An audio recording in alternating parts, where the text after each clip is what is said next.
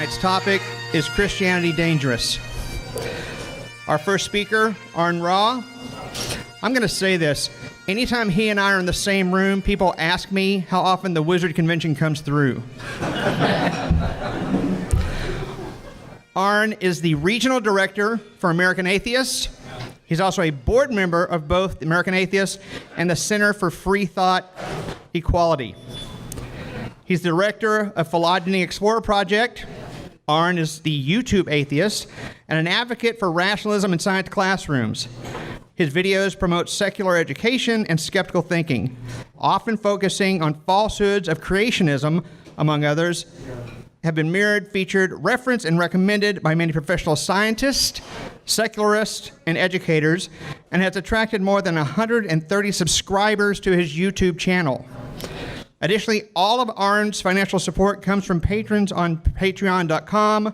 For anyone interested in supporting his work, please welcome, speaking to the topic, Is Christianity Dangerous?, Aron Ra. Thank you very much, Ezra. And thank you all for having me back here. It's going to take a minute. I wasn't warned that he was going to announce me, so I haven't even got my stuff set up yet. All right, so, uno momento, por favor. Is Christianity dangerous? It has been called the bloodiest religion in all human history, even compared to Islam. Just look at the series of barbaric atrocities known as the Holy Wars of Christians versus Muslims. And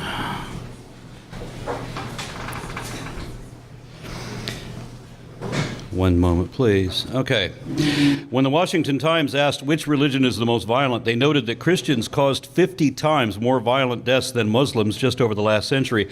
But in all fairness, there are more Muslims than there are more Christians than there are Muslims, if you accept Catholics as Christian.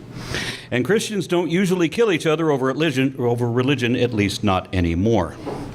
The British Raj, or Crown Rule of India, could be said to be Christians versus Hindus too, but the purpose of that conflict wasn't spiritual or theological, it was purely political, imperialism. Likewise, Stalin, who was an atheist, had millions of people killed, but not in the name of atheism. That too was political totalitarianism, wherein the government prohibits opposition parties, restricts individual objections to state politics, exercises extreme control over public and private life. A totalitarianism is the form of government that Christian dominionists actually want and are trying to achieve. They say they want less government, but they really want a grossly overbloated military and militarized police force, which also penalizes expression of uncomfortable opinions, imprisons protesters, and denigrates the press as fake news, while allowing unfair religious privileges and unjust exceptions, and governing every aspect of your personal life, especially your sex life, restricting your practice and preference of partners. That's way too much government for me, and I'm on the left. Everyone thinks Islam is more violent because the Quran says to kill the infidel, but the Bible says that too in Deuteronomy 13 and 17, where you are to kill anyone, even a beloved friend or family member who doesn't believe in your God and dares suggest that you shouldn't either. Numbers 31 says whole communities can be slaughtered and their preteen children taken into sexual slavery simply for believing in other gods. And of course, Exodus 22 says, "Thou shalt not suffer a witch to live." I'm sure no one expects the Spanish Inquisition to come up in this debate. Mark Twain remarked on that, saying, "During many ages there were witches. The Bible said so. The Bible commanded that they should not be allowed to live. Therefore the church, after 800 years, gathered up its halters, thumbscrews, and firebrands, and set about its holy work in earnest. She worked hard at it night and day during 9 centuries and imprisoned, tortured, hanged, and burned whole hordes and armies of witches, and washed the Christian world clean with their foul blood. Then it was discovered there was no such thing as witches and never had been. One does not know whether to laugh or cry." Penn State University professor of religious history Philip Jenkins says that Islamic scriptures in the Quran were actually far less bloody and less violent than those in the Bible, that the Bible frequently promotes genocide more than 70 times. Consequently, the history of Christianity is strewn with genocide justified. He said that it is often used, for example, in American stories of the confrontation with Indians. Not just is it legitimate to kill Indians, but you are violating God's law if you do not.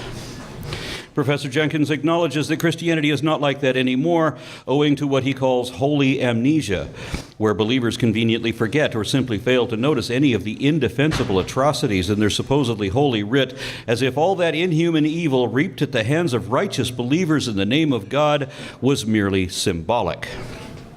Another example of Christian genocide is when the Nazis tried to exterminate the Jews in the Holocaust of World War II.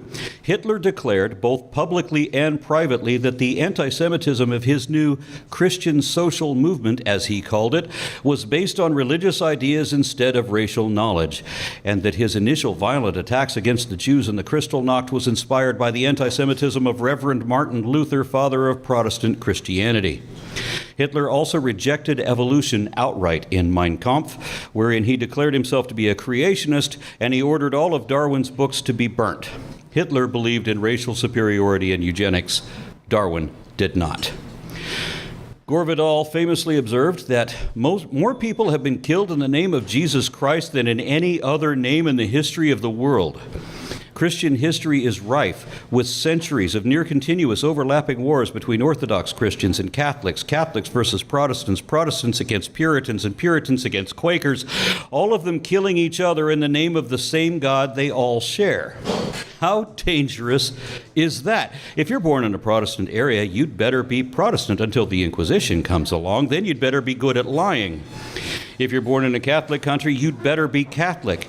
There's no room for analysis. Either one is a thought crime for which you're not allowed to use reason. You're not allowed to think about it or question what you're told to believe, because for most of history, any of you could be imprisoned for your opinion or executed on the capital crimes of blasphemy, heresy, or apostasy, which in a secular society are not crimes at all. Fortunately, the founding fathers of this nation knew that every time religion has ever had rule over law, it has historically always resulted in violations of both life and liberty, where righteousness results in a perversion of justice. For example, the Salem witch trials demonstrated precisely why supernatural claims cannot be considered a valid influence over a criminal court case or public policy addressing real-world issues.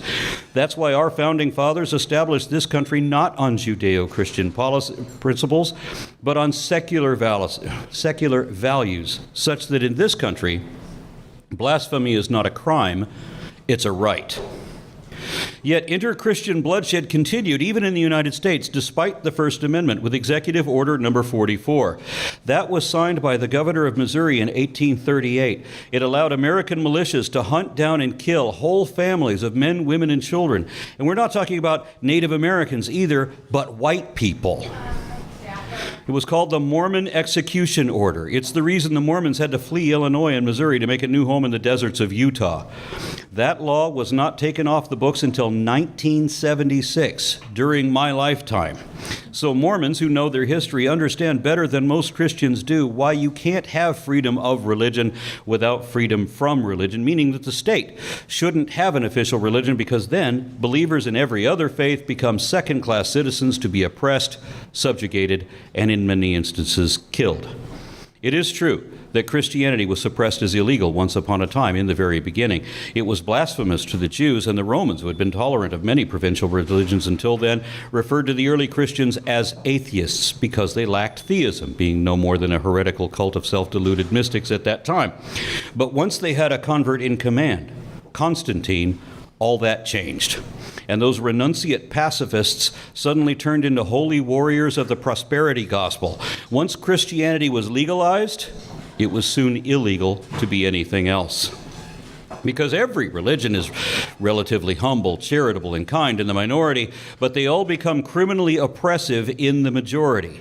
We see that with the Islamification of Europe today, as with the Christianization of Europe centuries ago.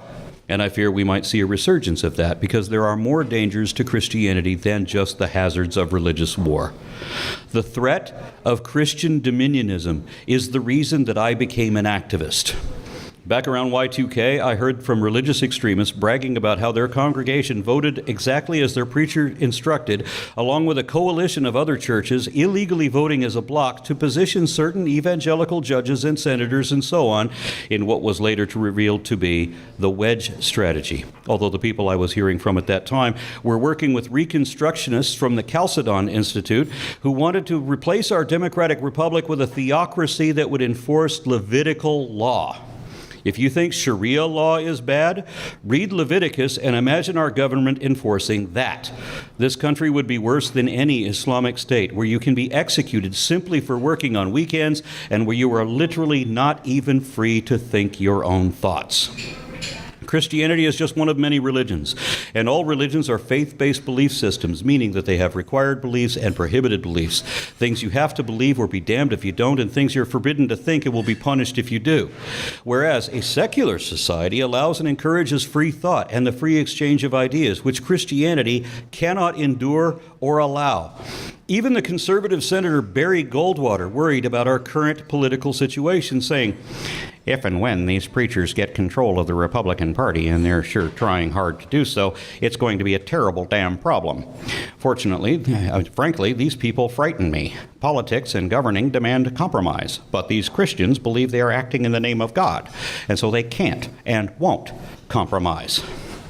And that's another reason Christianity is dangerous, because if you elect candidates who are strong in their faith and firm in their convictions, then you've chosen leaders and judges who have already decided your fate with a stoic conviction that no logic, reason, or evidence will ever correct. Faith means they will not be reasoned with. If people think that God's law is higher than human law, then there are Christians who believe that they are above the law. The only Christian principles that actually did influence the establishment of this otherwise secular nation was slavery and misogyny, which is why women were denied the vote until only 100 years ago. Both of these errors had to be corrected, which was hard to do because the good book promotes things that we know to be immoral. Confederate President Jefferson Davis said that slavery was the main issue behind the Civil War, over and above everything else. He said that slavery was established by decree of Almighty God, being sanctioned in the Bible in both Testaments from Genesis to Revelation. So the bloodiest conflict ever in American soil could have been avoided entirely were it not for Jesus' endorsement of slavery. Christianity has been used to promote every type of prejudice, beginning with Jesus himself, saying he was here only for his chosen people, denying his gospel to the Gentiles, and dismissing Samaritans with a racial slur.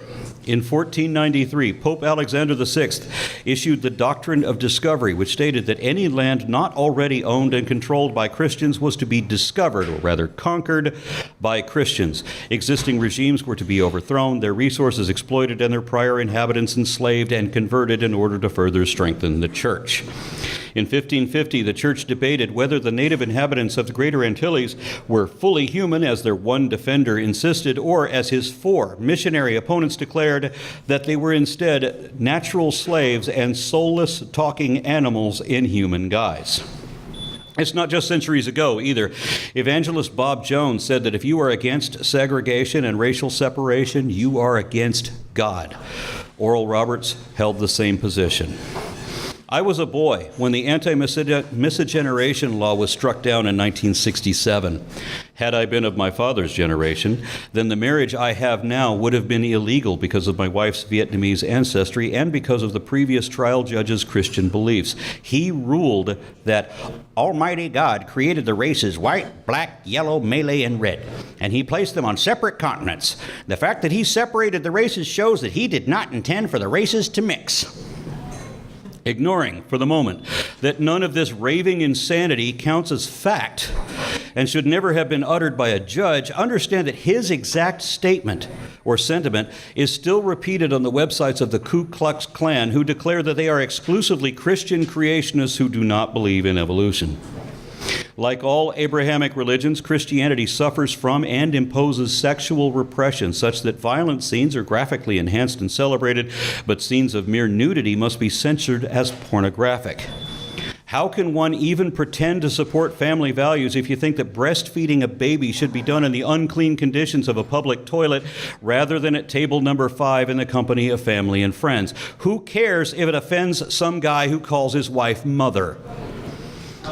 That's why we circumcise baby boys, which is a pointless and potentially dangerous permanent mutilation of the most sensitive organ without anesthesia or consent of a minor, and for no good reason but only to diminish his potential appreciation of sex.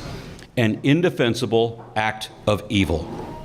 Protestant preachers are now catching up to Catholic priests in terms of constant confirmations of child molestation, implying that attempts at abstinence or even just prudishness, repulsing at one of our strongest biological drives, not surprisingly distorts one into fiendish perversion, if they weren't already that way to begin with. The few who do brag about having a healthy sex life also say that they hate gays, even though they're often caught having gay sex. The Bible Belt is also the meth belt, the abortion belt, and the gay porn belt, with self-hating homophobes throughout fundamentalism. Much of the bigotry is based on false dichotomies between good and evil, male and female, gay or straight, seemingly unable to accept any concept that isn't simply binary.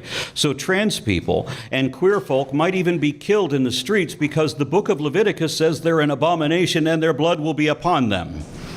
Of course, it also says not to get tattoos or eat shellfish either, but cherry-picking hypocrites don't pay attention to that part. The game is to feign persecution while persecuting everyone else. I've actually heard Christians complain that they are not allowed to force their religious opinions and restrictions onto those who believe differently, as if Christians are being oppressed by not being allowed to oppress everyone else.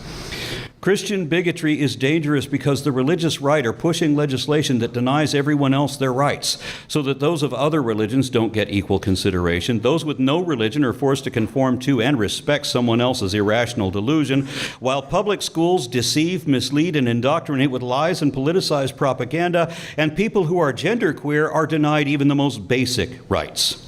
The first time I ever saw Ted Haggard, he was lobbying the Colorado legislature to legalize discrimination against homosexuals to deny them jobs and housing. Here in Texas, they tried to pass the bathroom bill, forcing everyone to use the same toilet that matches their birth certificate, because some hateful morons in the state Senate think that people who look like women should use the men's room, and vice versa. But thus far, no trans people have ever molested children in public bathrooms like some conservative Christian politicians have. So what happens when your slightly masculine-looking great aunt gets ID'd by a cop coming out of the ladies' room? Even if she has her birth certificate on her at that moment, there's no way to justify the embarrassment nor the injustice of laws that are written purely to promote discrimination born of hatred and stupidity. Now the Vatican has released a statement saying that trans people annihilate the concept of nature. This from a criminal organization whose job description is the denial of nature in favor of the supernatural, meaning the crazy crap they made up to extort money and power from unwary masses. Christianity's greatest danger of deception is undeniable.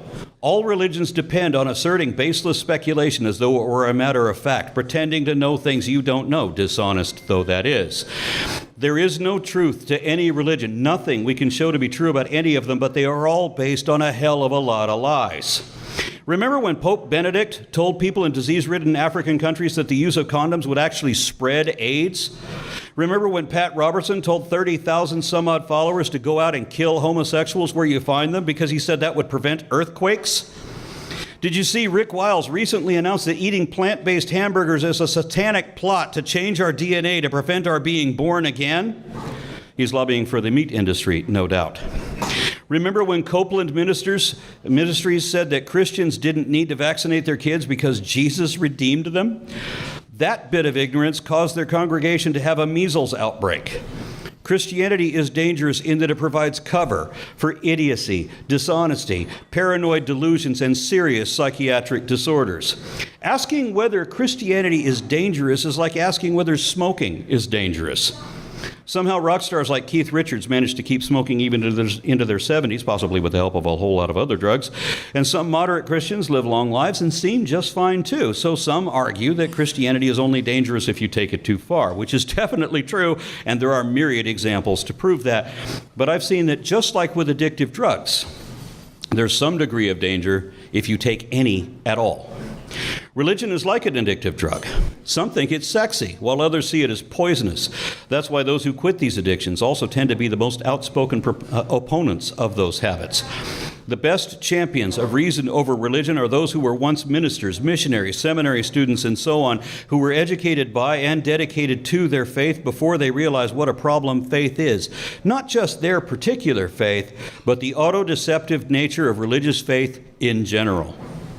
Faith is not just a synonym of trust. It's a belief that is based on logical fallacies, arguments from authority, or subjective impressions, anything but scientific evidence. It's just a question about how much scientific evidence you reject. Are you a geocentric young earth creationist who believes the earth is flat, just like the Bible says, no matter what the facts are?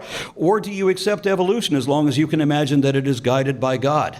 In either case, at least you don't speak in tongues while drinking Drano and dancing with poisonous snakes, because you probably already know that even if you had enough faith to fill a mountain, it still wouldn't move a mustard seed.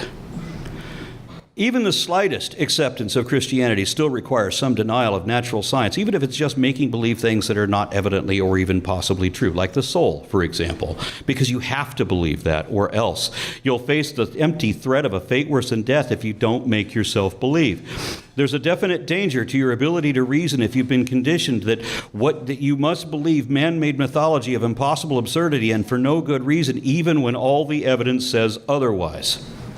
Christianity is dangerous to children because they're told that they're born defective and need to ask forgiveness for even being born at all, and that they'd better not think rationally about that or they'll burn in hell.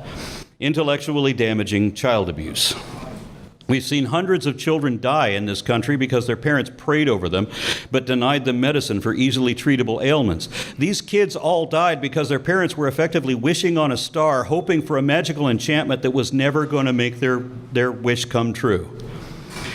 Religious extremists have a distorted view of family values, where you're supposed to hold your pretend relationship with your magic imaginary friend above the real relationships that you have with your spouse, your parents, or even your children.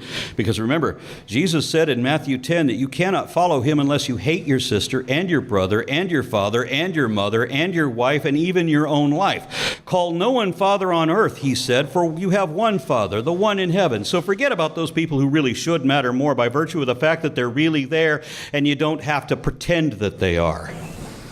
The cornerstone of most extreme religious right conservative Christians is the abortion issue, misrepresented as though it was ever about killing babies, ignoring, of course, that chapter 5 of the book of Numbers allows abortion with God's direct approval and involvement, even for the trivial reason of suspicion of infidelity. Yet with recent comments by Clyde Chambliss, sponsor of the Alabama abortion bill, we now have an admission that it's not about the life of the fertilized embryo, not in a laboratory setting, because he said that doesn't count as a baby, nor even a life, unless it's inside the mother. Anti-abortion bills are not pro-life, they're anti-woman, designed to deny them control of their own reproduction. Then there's the issue of morality. Statistically, there's a negative correlation between religiosity and what we typically think of as moral behavior. I have lists of studies showing that the most religious countries, especially those that are historically predominantly Christian, also tend to have the highest murder rate, and the same is true of most religious areas within the United States, with special emphasis on hate crimes. Secular nations show the opposite tendencies, where the less religious they are, the more peaceful they tend to be. According to sociology professor Phil Zuckerman, it is the highly secularized countries that tend to fare the best in terms of crime rates, prosperity, equality, freedom, democracy, women's rights, human rights, educational attainment, and life expectancy, although there are exceptions such as Vietnam and China, which have famously poor human rights records. And those nations with the highest rates of religiosity tend to be the most problem-ridden in terms of high violent crime rates, high infant mortality rates, high poverty rates, and high rates of corruption. Here in America, evangelical Christians are more likely to condone the murder or torture of prisoners, where non-religious people are more likely to consider that morally wrong. Evangelicals also have the highest divorce rate and the highest rates of teen pregnancy. Here in Texas, we still have the highest rates of repeat teen pregnancy because we used to teach abstinence only in place of sex education. Fundamentalist Christians even have a higher rate of abortions, a testament to their hypocrisy. But it gets even worse than that. Child Protective Services and other agencies report a significant majority of abusers and molesters identify as very religious, and the more religious they are, the worse offenders they are, with more sexual offense convictions against more and younger victims. Yet, believers argue that the less religious we are, the less moral we are. The studies, the polls, the history do not support their claim. Even second-hand Christianity is dangerous to everyone, because now that the Republican Party is almost entirely evangelical and under the control of the fossil fuel industry, personified by the Koch brothers, the religious right cannot admit the impact of our industries on the environment without hurting profits in the next fiscal quarter. So the Texas Republican Party platform says that anthropogenic climate change must be treated as a questionable theory, not to be accepted or believed, no matter what the cost of denying this reality will be to our planet and the future of our species. Christianity is definitely dangerous, even in small doses.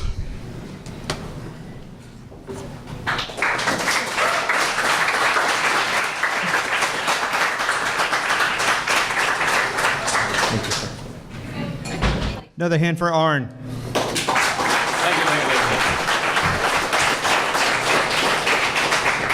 Our second speaker almost won the longest distance traveled, but there's a man in the back that drove here from Colorado. So, I'm sorry. He flew from Colorado. He traveled from. There you go. Anyone further than Colorado, we'll give you a free beer mug. All right. Our second speaker is Michael Jones.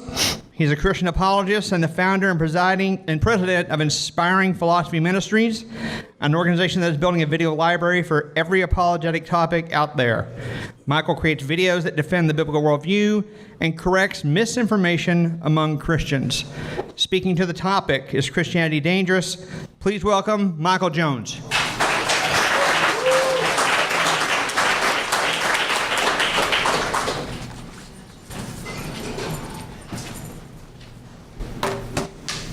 They need to give us an extra minute to set up.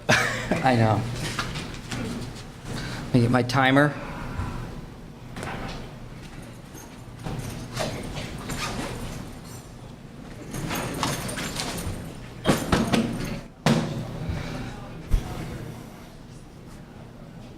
Good evening. Well, I have been looking forward to this for months, and I'd like to thank Aron Ra for agreeing to the debate and the Bible and Beer Consultorium for hosting tonight. I'd also like to thank James Kunz in the back for helping fund my trip here.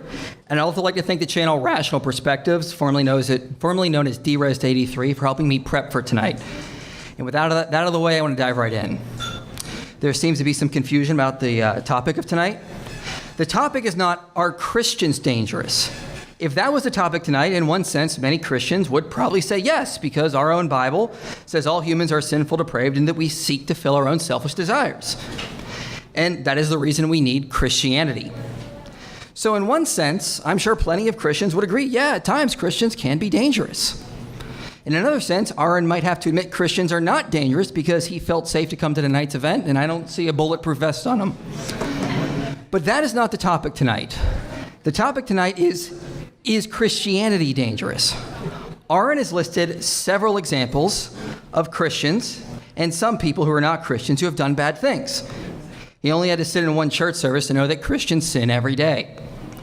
Aron has agreed to debate the affirmative tonight, so he has to show that Christianity necessarily is the cause of these bad things that Christians have done, and I will argue this cannot be demonstrated. From watching numerous of Aron's past debates, including one of his recent debates with Tyler Vela, he has attempted to argue certain core tenets of Christianity have dangerous effects. And he has argued that the promotion of faith in the Bible causes people to become less rational or intelligent, in so many of his own words. From viewing numerous of his lectures, his reasoning seems to be Bible verse says X, Aron interpret X to mean Y, and most Christians probably also or must interpret X to mean Y, and Y has dangerous effects. So, for example, Aron reads a verse that encourages faith among Christians. Okay? Aron then interprets this verse to mean rejecting evidence and reason and believing blindly, and most Christians probably or must think this way, and this has horrible consequences in society. I will argue none of these can be demonstrated. They're all leaps in logic, and they're completely unjustified. Many of Aron's attempts to argue, or many of his attempts to interpret scripture passages are based on a misunderstanding of the context. And even if he is right in his interpretation, there is no statistical evidence the majority of Christians agree with him or even have to. On top of that, he has to show empirically that this leads to negative results in society. Random examples from his experience or from the media or the news don't demonstrate that. I could find numerous examples of atheists, feminists, or humanists doing bad things, but it would be absurd for me to make the leap in logic and say this means atheism or humanism caused these bad things. So, for example, there is one study out there called Mentalizing Defects Constrain Belief in a Personal God, which shows an association between atheism and autism. But it would be ridiculous for me to suggest atheism somehow causes autism. In psychology, this is called an attribution error, when you unjustifiably attribute an effect to something. By Aron listing examples of Christians doing bad things, this is actually not proof Christianity caused these bad things. One researcher in his paper, To Err in Their Ways, the Attribution Bias of New Atheists, has specifically called out new atheists for committing this fallacious reasoning quite often. So a lot of the arguments Aron made can be pointed out as nothing more than attribution errors. He has to demonstrate for us that Christianity, as a form of intrinsic religiosity, is the direct cause of these alleged harmful effects. Now, I could go through and list a bunch of nice Bible verses or list a bunch of nice things Christians have done, but Aron and I would be talking past one another. Therefore, I propose an area of mutual agreement. Science. Because the fact remains that numerous psychologists and social scientists have looked into this subject to see if Christianity, which is a form of intrinsic religiosity, does correlate with negative social behaviors or lower quality of life. And the overwhelming consensus in scientific literature is resounding no.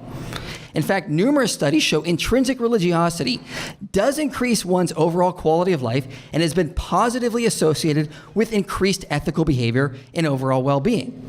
Now, there will always be exceptions to the rule. Some studies do show religiosity is associated with various negative effects. But by and large, the consensus in peer-reviewed literature is intrinsic religiosity not only is not dangerous, but that is it associated with beneficial results in multiple ways. Some studies even cite a causal relationship, and I'll note some of them. I'll mainly focus on meta-analyses, which take into account all the studies published on a particular topic to see what the general trend is. So there's one study, If You Love Me, Keep My Commandments, a meta-analysis of the effects of religion on crime, which looked at 60 individual studies and found that intrinsic religiosity is a deterrent for crime. The average effect size was 0.12. Another study, Religion, Spirituality, and Physical Health in Cancer Patients, a meta-analysis, found religion was associated with the physical health of cancer patients, functional well-being, and improved physical symptoms. Another paper from 1997, The Religious Orientation Scale, Review and Meta-Analysis of the Social Desirability Effects, found intrinsic religiosity, and I quote, tends to correlate with desirable variables: mental health, altruism, religious commitment, and extrinsic religiosity correlates with that which is undesirable: prejudice, non-marital sex. Another study from 2015, Religion, Delinquency, and Drug Use, a meta-analysis, found religion had an inverse correlation with delinquency and drug use. Another meta-analysis from 2003, Religiosity and Mental Health, a meta-analysis of recent studies, analyzed 34 studies and found aspects of intrinsic religiosity were associated with better mental health and found strong correlations between religiosity and mental health. In 2001, a study titled Religion and Mental Health, Evidence for an Association, surveyed 850 studies and found that, and I quote, religious involvement is generally associated with greater well-being, less depression and anxiety, greater social support, and less substance abuse. Another meta-analysis, Religious Priming, a meta-analysis with a focus on prosociality, found that religious priming has robust effects across a variety of outcomes, including prosocial effects. These studies I just cited are meta-analyses, which again take into account numerous studies which have differing results. They collect the data, do a mathematical analysis to find the general trend, thus making their conclusions far more reliable. Now, I swear, I could spend the rest of my time going over study after study after study. There is a wealth of information on this topic, by and large, that demonstrates that there are positive associations and sometimes causation with intrinsic religiosity. To claim that Christianity is dangerous, one has to tear down all of these studies and present their own studies that argue Christianity as a form of intrinsic religiosity does have dangerous effects. And as far as I can see from the peer-reviewed literature, that claim is scientifically unwarranted. So, as Aron Ra said in his opening statements of 2018 with George Lujack, my position it is dishonest to assert blind speculations as though they were fact. But that is all religions do, and science is only concerned with what is supported by evidence and what is not supported by the evidence. And what is not supported by the evidence does not warrant serious consideration. Come back when you have something to show, and then we'll have something to talk about. So if Aron wants to suggest Christianity is dangerous, he needs to take his own advice and present data which actually looks at intrinsic religiosity and shows this. Now, to be fair, he did cite a couple papers, which I have read, one from Gregory Paul, for example, and I will address these towards the end. But when we look at the meta-analytical data, which account for studies that show differing results, not cherry-pick random studies that support your conclusion, the mathematical analyses demonstrate intrinsic religiosity is associated with beneficial outcomes in multiple areas. Okay, so remember, the burden is on Aron to show that Christianity, as a form of intrinsic religiosity, is associated with negative effects. But the scientific data, when you calculate all the studies in, does not confirm this trend. Now I want to move on to look at intelligence and religion, because this is one of Aron's claims, that religion removes the need for people to think rationally. In his recent debate with Tyler Vela, Aron noted in his experience, the less religious you are, the more reasonable you are, and that Christianity encourages one to believe without evidence, citing examples like doubting Thomas. I'll get to my opponent's interpretations of various passages later on. But first, I want to address the claim that he's made over the years that Christianity encourages less rational thinking and lowers intelligence. Once again, this claim is unwarranted when you dive into the peer-reviewed literature. First, we need to realize measuring intelligence in subjects is extremely hard. This is because you and I might be more intelligent when it comes to philosophy or hermeneutics, but not as intelligent when it comes to auto mechanics or electrical engineering.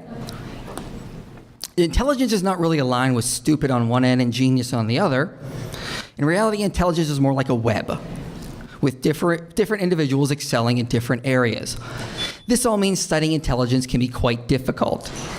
Because of this, many researchers try to study and measure different types of intelligence. A couple types you'll see in the literature: creative intelligence, emotional intelligence, and analytical intelligence. When it comes to emotional intelligence, some studies have found positive associations with religion, specifically Christianity.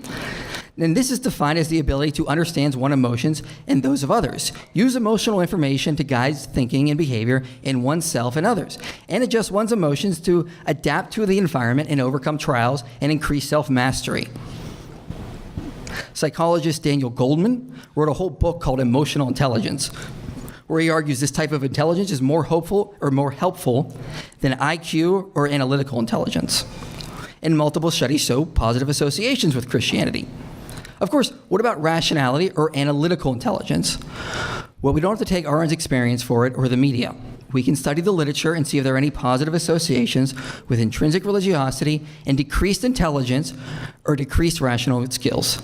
I'll start with a meta-analysis titled "The Relation Between Intelligence and Religiosity" by Miriam Zuckerman, which has shown up on numerous atheist forums. Because this meta-analysis from a couple of years ago did suggest there is a negative association between analytical intelligence and religiosity. However, we have to remember the golden rule in statistics.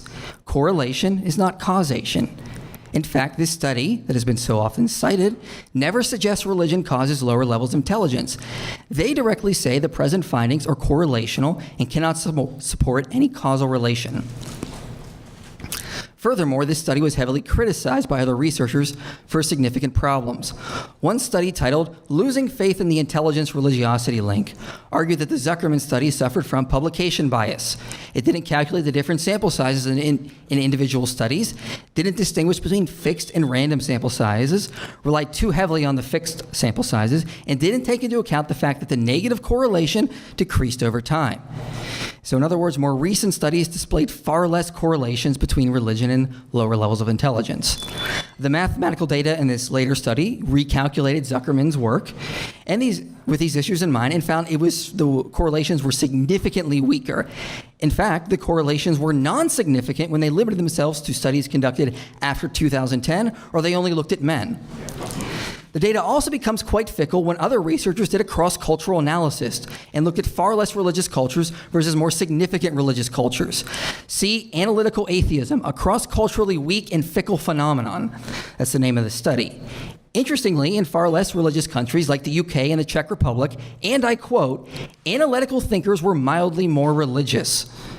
The researchers went on to suggest this is probably not the case that religion is the cause of lower analytical intelligence, but that people with low analytical skills tend to conform to the cultural norm, whether it is religious or non-religious. This would explain why in countries with higher religiosity, religion correlates with lower analytical thinking, whereas in countries with lower religiosity, it does not correlate with lower analytical thinking. People with lower analytical intelligence just tend to conform to the social norm instead of religion actually playing a causal role. Furthermore, recent studies challenge this idea as well. A study from 2017, supernatural belief is not modulated by intuitive thinking or cognitive inhibition. That's the name of the study. They conducted 3 experiments utilizing different ways to stimulate parts of the brain that correlate with analytical thinking, and in none of them did higher levels of analytical thinking correlate with lower levels of religion. Another study from 2016, primed analytical thought and religiosity, found that, and I quote, analytical thought primes led to higher intrinsic religiosity. And another study from 2017, no evidence that analytical thinking decreases religious belief, which was a reply to a study from 2012. They found no evidence analytical thinking decreased intrinsic religiosity. So basically, what does this all mean? It means the data is fickle. Some studies show analytical thinking correlates with decreased religiosity. Some show the opposite. Some show no correlation at all. None of them cite a causal factor. So there is no strong evidence of correlation, let alone causation. In other words, there's no substantial evidence Christianity as a form of intrinsic religiosity lowers intelligence. Now, let me move on to evolution. I'm a theistic evolutionist. Does Christianity cause people to reject evolution? Well, I'm not going to deny a large percentage of Christians deny and fight against evolution, and this is something I would stand with Aron on. But once again, correlation is not necessarily causation. For example, the World Health Organization recently noted skepticism of vaccines at this time is at an all-time high in Europe. And this has happened as Europe has become more secular. But it would be stupid and absurd for me to suggest this is a result of secularism. So to really make my point, let's hone in on some poll data. Pew Research from 2014 showed that 53% of Christians accept evolution. And 2 groups which were included were Mormons and Jehovah's Witnesses, and as every Christian in this room will argue, they're not really Christians but separate religions denying core doctrines. When they're factored out, the number jumps up to 57%. So here's my point. If Christianity allegedly causes a rejection of evolution or strict literal young earth creationism, we should not see these kinds of results manifesting in society, with over half accepting Christianity and evolution. If you told me atheism caused socialism and I checked poll data and found that over half of atheists reject socialism, I would call into question your hypothesis. Correlation, let alone causation, is hard to show when poll data doesn't even show strong correlations. The historian Ronald Numbers wrote a whole book on the origins of modern creationism and notes most of modern creationism goes back to a book from 1961 called The Genesis Flood. The authors basically recycled a bunch of old arguments from George McReady Price, who was a Seventh-day Adventist armchair scientist. Ronald Numbers notes Seventh-day Adventists were one of the only groups in the 19th century that preached strict young earth creationism. You had to be a young earth creationist if you were a Seventh-day Adventist. Because of their alleged prophetess, Ellen G. White, she claimed she had visions of the creation and the global flood taking place. So the movement caused much of the young earth creationist ideas, which seeped into mainstream Christianity after 1960s. And this explanation would account for why there is no strong correlation in the poll data. Literal interpretations of Genesis were not an essential part of Christianity, but an essential part of Seventh-day Adventism. Early church fathers, Irenaeus, Justin Martyr, Augustine, Clement of Alexandria, Origen, long before the theory of evolution came onto the scene, even advanced allegorical interpretations of Genesis 1 and 2. Because of this historical and poll data, it's hard to claim literal interpretations of Genesis are essential to Christianity. And therefore, you'd be hard-pressed to show Christianity necessarily causes a rejection of evolution. So far, I've argued there's no strong empirical data Christianity causes dangerous or harmful results. And there are studies which show beneficial associations with intrinsic religiosity. There are no polls which support Aron's conclusions that the majority of Christians have to accept his interpretations of Scripture. And there are no polls which show the majority of Christians have belief faith means you must reject evidence and rationality. Now, Aron thinks this is what the Bible teaches, and he has a video, and in his video titled How Religion Harms Education, he says, faith is an assertion of unreasonable conviction that is assumed without reason and defended against all reason. Now, I don't know his source for this definition because he doesn't provide one in there, but there are numerous problems with this. First, faith in the Bible is the Greek word pistis, and I can find no scholar that specializes in Koine Greek who says this is what the Bible teaches. Dr. Leon Morris, in the Dictionary of Paul and His Letters, says faith is understood more or less as a response to revelation, not something one uses to get to Christianity. And he says faith means commitment or assurance, not blind belief. This can be seen in places like Acts 17:31. If you read the English, it doesn't say the word faith. You'll read, he has fixed a day on which he will judge the world in righteousness by a man whom he has appointed. And of this he has given assurance, pistis, to all by raising him from the dead. Or 1 Peter 1:6-7, the tested genuineness of your pistis, more precious than gold that perishes, though it is tested by fire. Faith does not mean rejecting evidence or reason. It means being committed to Christ, which is the same as what it means when someone says they're faithful to their spouse. It doesn't mean they blindly accept everything their spouse says or does. It means they're committed. How they rationally got to that commitment or faith can be different, but it is absurd and unscholarly to define pistis as an unreasonable conviction. If that is what faith is, then I challenge anyone to provide a scholar who specializes in ancient Greek literature who says this is what the Greek word pistis means. Now, when it comes to doubting Thomas, this is taken out of context as expected. Thomas was never asked to believe without evidence. He was stubborn in the face of sufficient evidence. Remember the context. Thomas had the evidence of the empty tomb and numerous close friends corroborating the same story. Thomas doubted in spite of evidence. Jesus never said believe on no evidence. He taught in places like John 14:11 to believe on the sufficient evidence he had already provided. Thomas had enough evidence and still rejected the truth, so he was not as blessed as those who believe without being forced to accept the truth. A similar idea can be seen in Hebrews 11, which is often taken out of context. Now, faith is the assurance of things hoped for, the conviction of things not seen. So surely faith must mean a lack of evidence? Well, the immediate context should be enough to debunk this misunderstanding. The verse contains parallelism. Things not seen is meant to parallel things hoped for. So it should be clear faith in this verse means trust in God and that he will fulfill his promises. Look at the examples that follow, which are meant to clarify the statement. All the people living were given evidence to trust God and the promises that he made. In other words, they were given evidence to place their faith, assurance, loyalty in God for the things that hope for and thereby do the things he commanded. Verse 19 even says Abraham had faith or trusted in God because he used his reason to realize God could bring Isaac back to life and fulfill his promise. The Greek word is actually a derivative or an earlier form of what we get the word logic from. Now, there are plenty of other verses my opponent has quote mined over the years. I have a video on my channel titled, Is Faith Blind?, which addresses a lot of them and provides other verses that encourage Christians to use their reason. All in all, Aron has constantly assumed this definition, and I have seen no data that this is what actually is taught within ancient Greek literature. On top of that, I have a full word analysis. I looked up how the Greek word is used in Herodotus, Diodorus, Aristotle, Xenophon, Plato, and many other ancient Greek works. And it is never used to mean an act of denying evidence or rejecting reason. It is constantly used by early authors like Aristotle to constantly refer to loyalty or confidence or a pledge. If Aron wants to tell us faith means denying reason, then why is it never used that way in the early Greek sources?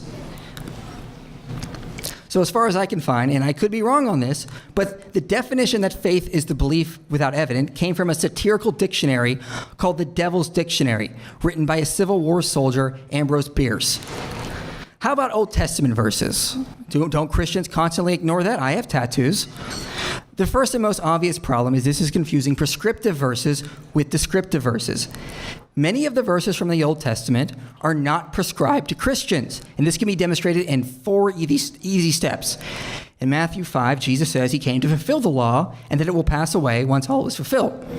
Step 2, John 19 says when Jesus bowed his head, he said, "It is finished," to fulfill the scriptures. Hebrews 8 says because of this, the law is passing away and obsolete. And in John 15 and Paul in Galatians 5 says what Christians are now commanded to do is to love one another and love thy neighbor. So Old Testament laws are not prescribed to Christians. So Christians, when I'm asked if I keep any of the Ten Commandments, I say no. Because all those were fulfilled in Christ, and instead I'm called to keep the royal law of Christ. There is overlap, for sure. Just like there is overlap between your old rent agreement and your new rent agreement. But you don't follow the rules of your old rent agreement in your new apartment. Likewise, some laws are restated in the new covenant, like love thy neighbor.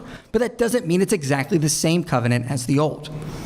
Now, I wanted to address some of these studies, so I left myself some time at the end.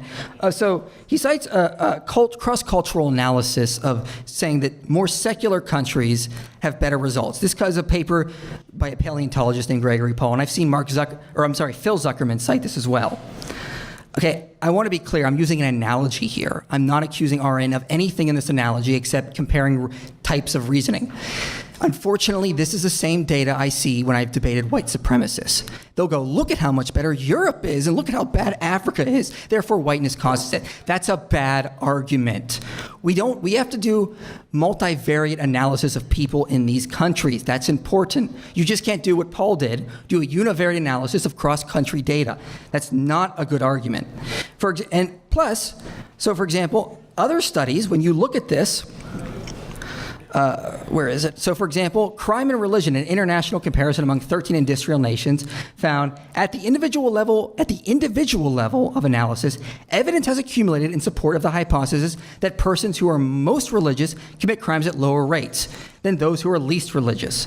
And this would correlate to the meta-analysis I cited earlier that says religion deters crime.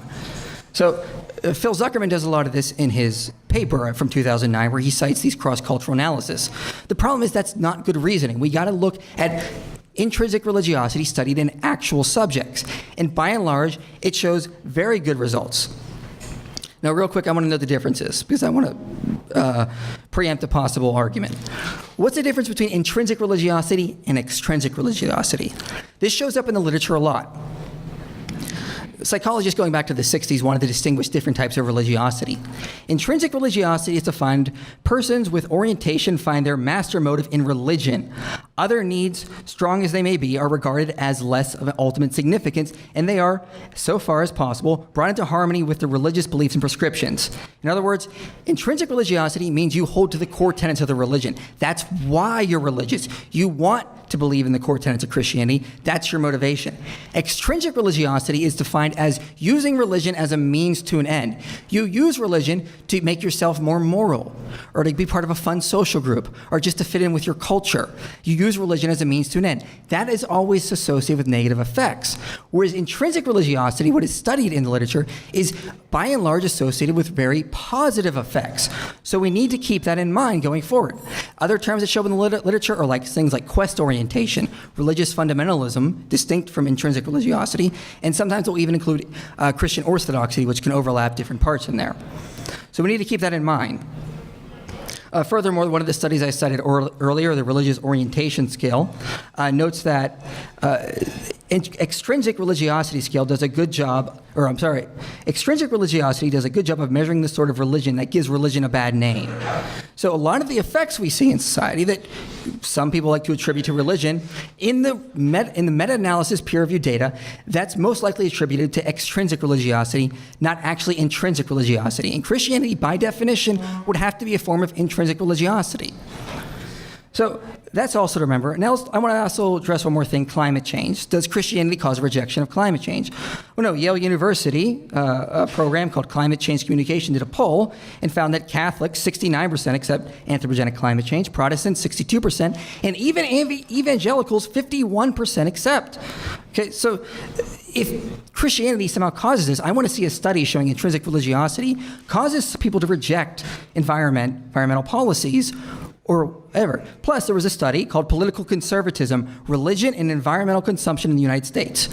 They found the strength of religious identity and regularity of religious attendance appeared to increase environmentally friendly consumer behavior. To quote directly, we can assert there is no evidence that any of our measures of religiosity intensify the negative political conservative effect, which they defined as being against environmental policies. So we need to look at the actual data.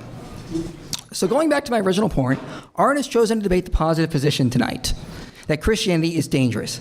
I don't know why he would agree to that. I certainly would not agree to a debate to claim that atheism is dangerous because I know the literature very well. But if Aron wants us to think Christianity is dangerous, he needs to provide sufficient peer-reviewed data, preferably in the form of a meta-analysis, which demonstrates negative associations of intrinsic religiosity. Then he has to provide a reasonable link that Christianity can be the cause of this. I've contested this cannot be done, and it is scientifically inaccurate to say Christianity as a form of intrinsic religiosity is dangerous, especially when the overwhelming amount of research notes positive associations. Now, Aron has said that if he is presented with new data, he will change his mind. So luckily, I printed out most of the studies that I cited tonight, and I didn't have time to print them all out because I ran out of paper. So to quote him from one of his videos on March 1st, 2018, that is what reasonable people do. And that is why they say truth hurts and it is inconvenient, and that the facts are cold and hard. The truth may set you free, but it might first piss you off. So if Aron wants to be set free, he can have this stack and this book I brought for him, which debunks a lot of myths in the atheist community and myths in creationist community, so he probably will like some of the chapters. So he can take the stack home with him, and he can read from the experts himself. He doesn't have to take my word for it. With that, I'll yield the rest of my time.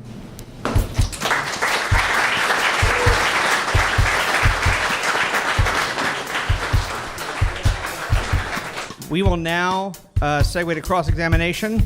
Each speaker will have 15 minutes to question the other.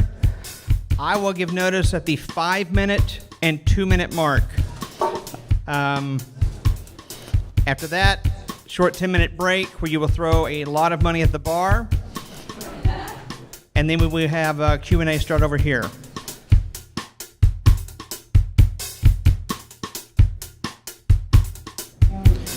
All right, so what I got out of your presentation was that the best that you could offer was a placebo effect, that if somebody had this belief that having the belief wouldn't necessarily harm them, which I have huge issues with.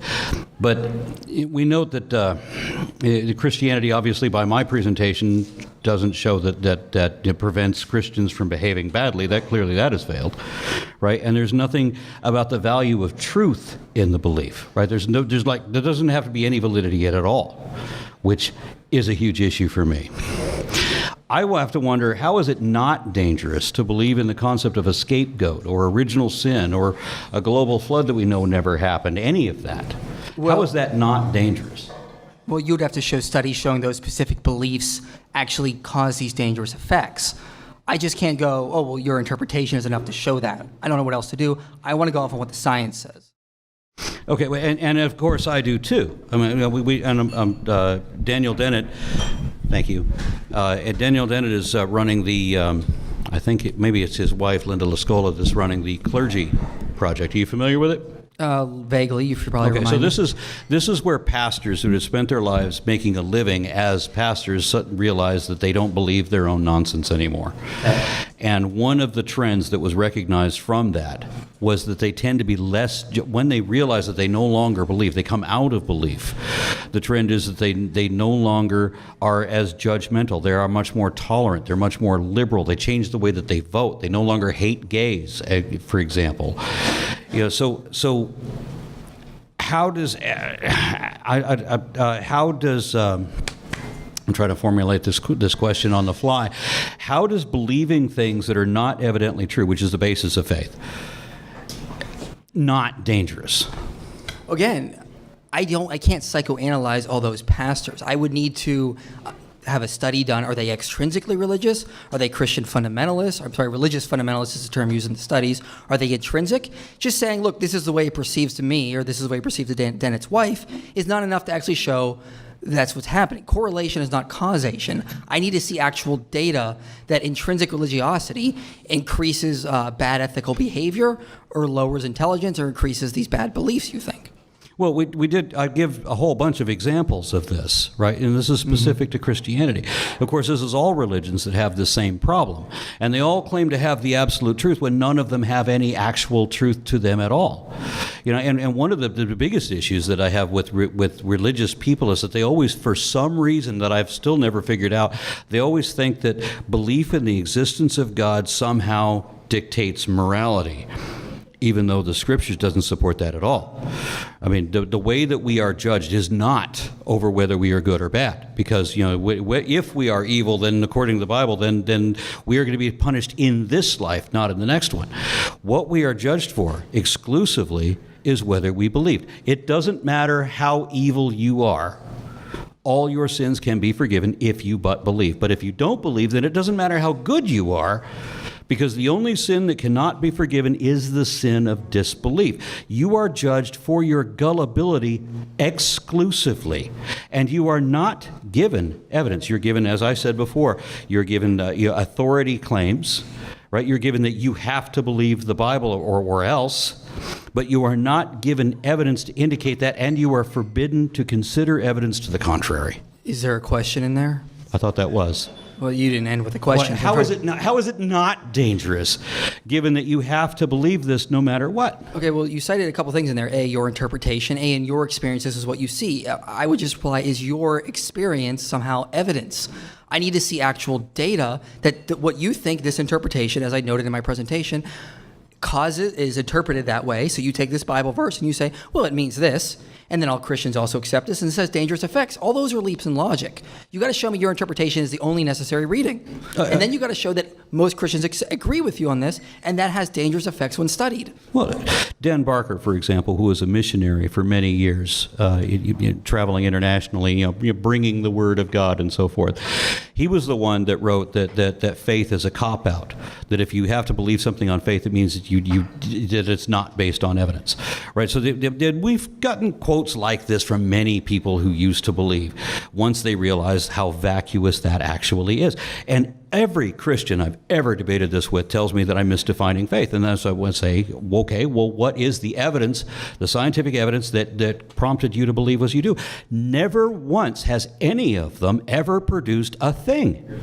So where is the positive attribute? Since there's no evident truth to the belief system, this goes back to the first question I asked you in this interrogation. Where is the value of truth in the belief system? Okay, well, it sounds like it's question making. You're assuming, your standard of evidence. You're assuming that somehow that your worldview is already true. That's not the debate tonight. The debate is Christianity dangerous? So even if Christianity is wrong, that doesn't necessarily mean it manifests in dangerous ways. So it's not wrong to believe in something that is not evidently true. I didn't say that. So are you saying that? Tell me, yes or no. Say the question again. Is it wrong to believe in something that is not evidently true? Define evidently, because that sounds like an Meaning evidentialist. Supported by evidence.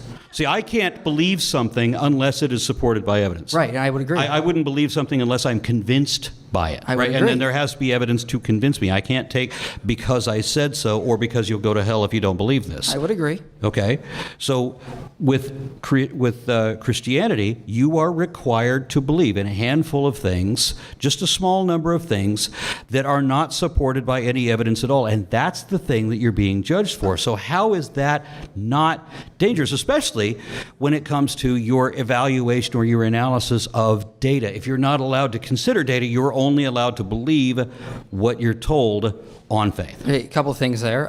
It doesn't say we're not allowed to consider data. I don't see a verse indicating that. And again, I would send this as sort of question making. You're assuming it's already false, therefore it's bad, therefore it's dangerous. That's not the debate we're having tonight, if it's true or not. We're having a debate, is it dangerous? So for example, Ptolemaic astronomy, we both reject. It's a bad argument, but it was useful for navigation. So something can be pragmatic and not true. Something can be true and not pragmatic. That's what the debate I was understanding we were having tonight. That's why I focused on the actual studies. I didn't present arguments for Christianity. If you want to have that debate, I'm sure James would like to host it in the back. Yeah, I'm not interested in a debate promoting Christianity either, but heresy, apostasy, and blasphemy, right? These are all variations from what you've been told to believe. If you deviate from that, or if you don't buy it at all, these are all damnable, right? These are capital crimes for which in many countries and throughout most of history you could be murdered if you subscribe to any one of them. If you had a different opinion or a different interpretation, that's heresy, right? If you didn't believe it at all, that if you no longer believed it, that was apostasy. And if you decided, you know what, I don't buy this anymore, that's blasphemy. You can be killed for any of those. How is that not dangerous? I never said it wasn't, but I want to see that intrinsic religiosity is directly causing it. If you want to argue that Christianity is not dangerous, then how is it not dangerous? You have a required belief system, and I can go through a list of other things, but you said that none of my examples of what Christianity leading to, the teachings of Christianity, the scriptures implying what believers have to do if they believe in the scriptures, you discounted all those because that's just bad people doing bad things. But if you have the belief system, what about that is not dangerous? Okay, well, I didn't just discount it. I gave studies showing that the correlations just aren't there and the causation is not just there. No, So- you said that all of the people that I had listed, all of the atrocities that have gone down in the name of Christ by Christian leaders and by main denominations and so forth, were all just Christians acting badly. Obviously, Christianity doesn't prevent people from acting badly, and it does indeed, as you admitted yourself in your own presentation, it does prompt a lot of people to reject science, to reject rationalism, to not be able to consider their own perspectives or the evidence. They can't discuss any of this rationally because they're upholding that they have to believe something. And if you have to believe something, and you're going to be damned forever, and the Bible's explicit about this. You have to believe exactly what it tells you for no reason, or you're going to be damned. Where does it say for no reason? When it says that it has to be believed on faith. And so how we is have faith the defined? story. We have the story of Thomas. Well, Thomas looked for evidence, and he was given evidence. So we're all supposed to accept that, Thomas looked for evidence, and there was evidence. So if it was enough to satisfy Thomas, then it was enough to satisfy me. But it's not. Where does the Bible say that we're just supposed to believe Thomas's word? Nowhere does it say, and nor did I imply, that we were supposed to believe Thomas's word, as Thomas is not likely a real character. So there was a question there? You skipped the question to ask another one of your own. So what's the question? Okay. How is it not dangerous to be required to believe something even when the evidence says otherwise? I would say that's question begging. You're assuming the evidence doesn't lead to Christianity. That's what my whole channel is for, is showing the evidence. Now, even if that is false, that doesn't show that it is dangerous. The numerous studies done don't show those results. So I don't know where you're getting this data from. Again, we're not getting to the truth of the value of the belief. Okay, you're saying that you have the placebo effect, that if and we're just assuming that your studies are true, because the thing that I found interesting about you was that the studies I cite show exactly the opposite of the studies that you cite. And the other studies that I didn't cite also show the opposite of what you cite. I've read a lot of the studies. Well, so what? I've read a lot of the studies you cite. Like you cited the one on child abuse. That was a self-reported measure of 111 inmates. It didn't calculate any sort of data. It didn't have them perform any tests. It didn't distinguish between It was a intrinsic- study of 111 inmates that didn't require any data. No, it was a survey, basically. I looked at it. I saw Okay. you cited it in some of your videos. The video from So March how is 11th. that not data? I mean, I'm sorry, that's not even in the line of Self-reported questioning. measure. Okay, so where is the value then, right? Because if you're going to be damned on what you believe, and so we're controlling what people think, and the Ten Commandments, I'm sure you will agree, is all about controlling what people think, because you are going to be damned over whether you believe something. I mean, it doesn't matter what you believe if you're talking to people, but God's going to damn you over what you believe, not whether you're a good person or a bad person. So that has nothing to do with it. It has nothing to do with our morality. And most people object to the biblical morality anyway. They would not live out what the Bible says that they're supposed to do. So how is Christianity not dangerous? If you're following it to the letter, then you're a fundamentalist, and the fundamentalists are the most dangerous form of Christians, right? That's not how religious fundamentalism is defined in these studies. It's actually different than intrinsic religiosity. It's defined more as like a radical view. You're specifically using religion for a lot of political type ideas as a response to modernism. That's why they distinguish it between intrinsic religiosity or Christian orthodoxy. So these are actually distinct measures. So for example, in the studies, prejudice isn't defined even how we would define it in like the media. It's actually a less harsh term. You look for terms like discriminatory attitudes from the more harsh type thing. So let's not commit an etymological fallacy. Fundamentalism doesn't mean you hold to the fundamentals of a religion. That's a cultural term that more or less means these radicals over there. We can't just define things based on word parts. We've got to define how it actually is defined in psychology or in the dictionary even. And fundamentalism in society does not mean I hold to all the fundamentals of Christianity. It's a radical type view that has generally been associated with that. So in every interpretation, and a lot of my questions here had to do with the way that the way that Christians interpret the Scriptures, what they're supposed to believe, and what they think is supposed to be moral, and this is the way they're being judged by God. All of this is negated pretty much by you saying that it's just Christians acting badly, and this is a problem with interpretation, perhaps. No, my argument that it isn't is the actual studies don't show that. The studies don't show their bad behavior is a cause of their intrinsic religiosity. But their bad behavior is based on Scripture. So every bad person can make an excuse. So the reasons that they're citing for their bad behavior is the righteous justification that they get from the Scriptures of what they're told they're supposed to do by this God they believe in. Let me ask you this. If someone in 20 years saw this debate and you were arguing Christianity was dangerous and they took your words to go out and say, well, this means we should kill them before they kill us, would that mean you caused that just because he used your words to justify his bad actions? I don't think so, and I wouldn't accuse you of that. You obviously didn't say that. Bad people use whatever they want to justify it. That doesn't mean, as the studies show, that the intrinsic religiosity is the cause. So, for example, what are the interpretations that we're talking about where Jesus says that he is going to return very soon, right? While some of his disciples are still alive, some, but not all of them, and that's an important distinction for a lot of the apologetics that I've heard. So people will complain, and I've met people who wouldn't mow their lawns or repair damage to their houses because Jesus is coming back very soon, right? How is that not dangerous? If you think that you're electing people who are judges and sovereigns over your situation when they've already judged your situation, and they're dominionists, they're end times dominionists, they think that you don't have a future. How is that not dangerous? Well, I want to note first, I'm a preterist, so I don't agree with a lot of those people. I'm a preterist, partial preterist, post-millennialist.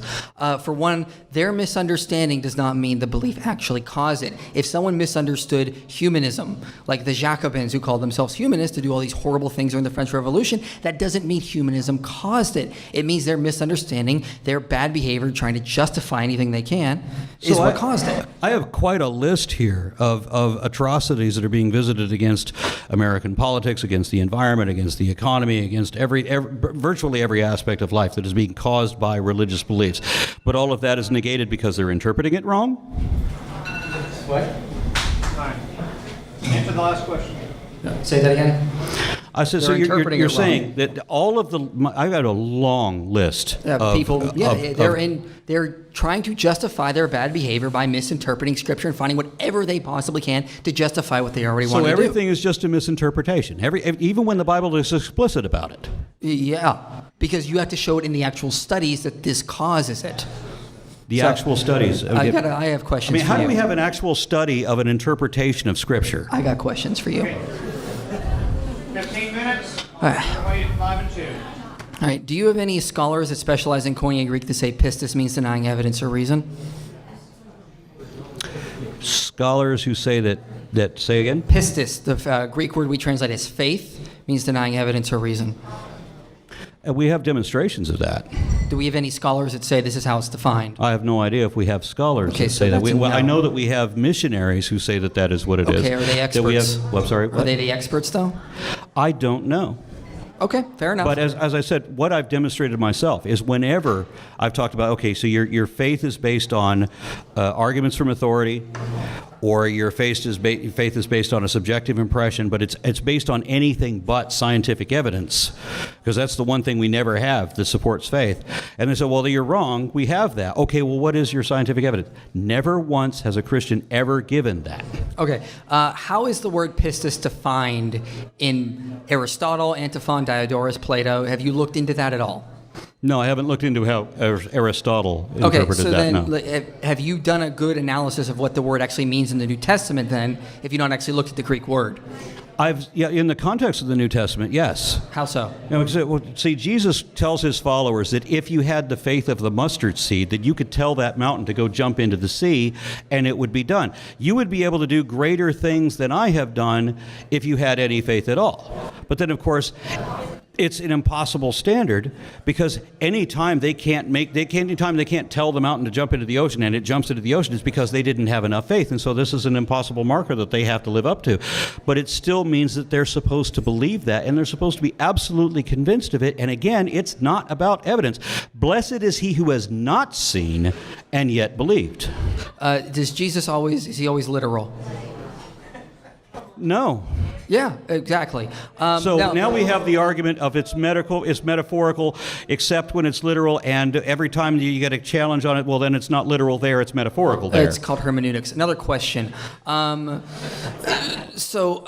I was a medical doctor and I told you had cancer, and you said, well, I don't feel any different, I don't look like I have cancer, and I said, walk by faith or trust in the medical advice, not by what you see. Would that mean you were denying evidence if you put your faith in my medical advice? Don't confuse faith with trust. It's an equivocation that is particularly annoying to me. Okay, because faith means a belief that is not based on evidence, and it does not mean trust. We have two contexts in the dictionary. We have one that is just a synonym of trust, and I don't use that because I don't want to confuse people. And then we have the religious context, which is a belief that is not based on evidence. Okay, so where is it defined that way? And even I can't remember the names of the right off the top of my head. Martin Luther, for example, went on and on about how reason and faith were at odds with each other. So, yeah, there's a consistent theme that we don't have scientific evidence that backs up faith. You just believe it because you're told to, was because you want to, but not because it is indicated to you in such a degree that you had to change your mind even if you didn't want to. Going back to my question, though. What's that? Going back to my question, if I just told you, walk by faith in the medical advice, not by what you see, would that mean you were denying evidence if you did? I was denying a claim. Okay. So I went and got a second and then a third opinion. But does that mean that walk by faith, not by sight, means you're denying evidence, though, based on that logic? No. I'm looking for evidence. I have a claim. I want to check the claim, so I'm getting a second opinion. If there's an association there, and I think the two might be working together, I had to go to an independent source. Good. Who can then show me the data independently of either of the other two to show that, yeah, this is actually the thing. Okay, well, I guess you got me. So you would agree that walking by faith, not by sight, does not mean rejecting evidence? No, then? I absolutely would not I'd agree with that. I would completely oppose that. But if I say, just add walk by faith in the medical advice, not by what you see, then all of a sudden it just means trust. What?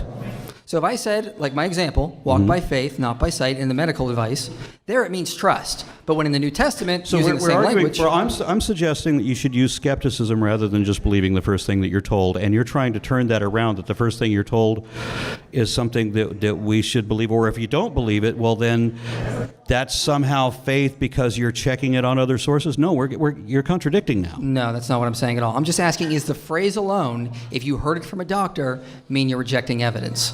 Yes. So if a doctor is telling me to walk by faith rather than sight, yes, that's rejecting evidence. Okay, so why though? Because he's telling me to walk by faith rather than sight. But if I add in the medical advice after faith, then it's What okay. medical advice is there if he can't back it up? Well, he gives the evidence, and What then he evidence? says, have faith in this evidence. He's not asking me to have trust in the evidence that he can produce. If he has evidence, I don't need faith. I can trust, not faith, trust in the evidence produced. And then if I'm feeling extra skeptical, I will go to other sources. But I will not have faith/trust until I can show verification. And I don't call trust faith. Faith is a belief that is not based on evidence. Trust is what I have in evidence. Okay, well, I don't accept that definition of faith, and I don't All right, then we can talk for a long time about the evidence that didn't drive you to your current conclusion. Okay, I'm not sure what you mean by that. Every time I've ever talked to a Christian about what scientific evidence led them to their conclusion, they haven't been able to produce any. You will be no different. Okay, well, that's sort of begging the question, assuming basically a dogmatic Well, we type can belief. have a long conversation. We've both got YouTube channels. We can arrange this, It's but kind you of won't have it. It's kind of interesting. There was a study that came out called Our Atheist Undogmatic, and in self-reported measures, they noted that the atheists claimed they were less dogmatic, but when actual studies were done, they were quite biased and closed-minded to other beliefs. Well, I am not biased. And you can test that. Well, I will go on the studies, not your word. I'm going on probability. Is your personal experience I've based on... spent 20 years as an atheist activist. I've had this exact argument every week for the last 20 years.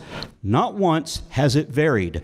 I'm sticking with the probability that you're not going to vary from that either. I got a question about some of the studies you cited. You cited the one that looked at all the different countries. Who's the author of that? I don't remember, but I do have citations that are in the system. I can look it up. It'll take a minute. Is it Gregory Paul? Gregory Paul was one of the studies, Yes. but that's not the citations that I'm looking for. Okay, so one of the studies you did mention was a paper by Gregory Paul. That was based on other ones. Well, not really. He basically did a univariate analysis, visual inspection, fails normal probability test, and at best it's one study. Do you think that would counter a meta-analysis that incorporates 60 studies? I wouldn't say that one study counters multiple studies. No, I wouldn't say that. Okay, so then do you have any evidence that counters the evidence I presented that intrinsic religiosity leads to like harmful effects? I think I actually do. Such as? The nations that we know of to be more secular now have higher rates of human rights, whereas the more fundamentalist states, the more invested in their religious or their religiosity, are worse. And this actually is demonstrably true even in areas of the United States. Look at Mississippi, Alabama, Florida, right? Those are the only three countries that Texas can point to and say, ha ha. You mean states, right? Yeah, you're right. I meant states. No worries. But what about when we look in those actual people in those states or in those countries, and it shows their intrinsic religiosity is associated with benefit outcomes? Could it be maybe just looking at cross-state data is just correlation, not causation? What is the possible benefit of believing something that isn't evidently true? Again, you're assuming it's not true. I'm assuming it's not evidently true. Well, that's not even assuming. I know that it's not evidently true. What is the benefit of believing that? Okay, you're just question making. You're assuming it's not true and therefore it's bad. I said not evidently true. Because after 20 years of research, I've never seen evidence. Okay. You don't have it, then we're done. Is your personal experience evidence against the peer-reviewed studies, though? If we're talking about probabilities against what you're arguing, yes. So your personal experience with religious people is better than the studies I cited? So 20 years of not gotten a single Christian to provide scientific evidence for their belief system, and neither can you, verifies yes. You're sticking with the probability. Okay, so your personal experience, again, I just want to make sure is better than the studies I've presented, that intrinsic religiosity is bad. No, I started this saying you've cited a placebo effect, that some people can get some sort of... What study shows this is a placebo effect? All of them, the one you were mentioning. None of them say that. Okay, I know that you didn't interpret it that way, but you're talking about people who have a belief, who have this belief system, somehow feel better about it some way, or they think they're, which is a weird thing, because the Bible and the Scriptures do not support that God judges morality at all, but people think that it does erroneously, and so I grant that some people think, a lot of people think that God is judging them on morality, even though the Scriptures do not say that at all. So it's a misinterpretation on their part, not mine, that they think that they're going to be judged on whether they're good or bad people. That's an interesting thing that they do that. Okay, and it also isn't consistent. You would agree, though, even if you're right in this interpretation, that does not show Christianity is dangerous, though, because the studies don't show it. Yes, it absolutely would. Okay, so where's the effects? It's defying your ability to reason, because you have to believe this, and you can't counter it. What study shows that intrinsic religiosity decreases rationality or analytical intelligence? I'm not aware that there's any study that says that intrinsic religiosity increases rationality. I gave one. Okay, you cited one on the fly that I have not seen. So excuse me for not taking your word for it. So in your debate with Ken Hovind in round 2, part 1 at 7:38, you correctly pointed out that Ken Hovind doesn't understand evolution. And then you said, and I quote, "Being in your career for this long, you have no excuse for not knowing this subject any better." How long have you been an atheist activist and you don't know a lot of these studies that I cited from like the 90s? How long have I've been an atheist activist since before the study you're talking about came out. Okay, so and that's the one that you're citing. So you're criticizing me for not knowing the singular thing that you brought up after my 20 years of experience, and that you haven't countered that 20 years of experience because you still don't have that physical evidence. I am still absolutely correct in saying that your belief system is not evidently true. That's not the debate tonight. The debate is Christianity dangerous? I want to know. Yes. You've been saying this. Nobody can determine the truth of the belief system. Everybody, all of the criminality that I have listed in my system, and I have a lot of lists here, or I have a list of a lot of examples, all of this criminality and other sort of distortions, all of this madness and insanity that is based on people's interpretations of Scripture. This is large groups of Christian denominations and so forth. All of that is based on people acting badly or people misinterpreting Scripture. Where is there a value in believing in it at all? What data shows that their interpretations causes the bad behavior? Where's the data that shows their intrinsic religiosity causes the bad I can behavior? give specifics for each one that I list. In a peer-reviewed study? In a peer-reviewed study. If necessary, yes. Sure, go ahead. But I won't be able to pull that up at the moment. Are you talking about the one where you talk about the child molesters, or sometimes you talk about a study of attentional blame? For example, 20 to 40% of America's homeless youth were disavowed from their Christian parents because they identified as gay or trans. How can we prevent this sort of family division and estrangement based on religious prejudice? For example, I can produce peer-reviewed studies that show 20 to 40% of America's homeless youth are gay or trans, and that's why they're homeless, because their parents were Christian. Are you aware of a study called Religion, Religiosity, and the Attitudes Towards Homosexuality, a multi-analysis of 79 countries? No, I'm not. Does that alter the fact of what I just said? Yeah, because, for example, they say... so you're saying that it's not 24 to 40% of America's youth, nor for that reason? I'm arguing there's no evidence their intrinsic religiosity is necessarily the cause. 20 to 40% of people that are estranged from their Christian families because they're gay or trans, and you're saying that that's not the reason. What data shows it's their religion that causes it, not their misinterpretations or looking for an excuse to do something.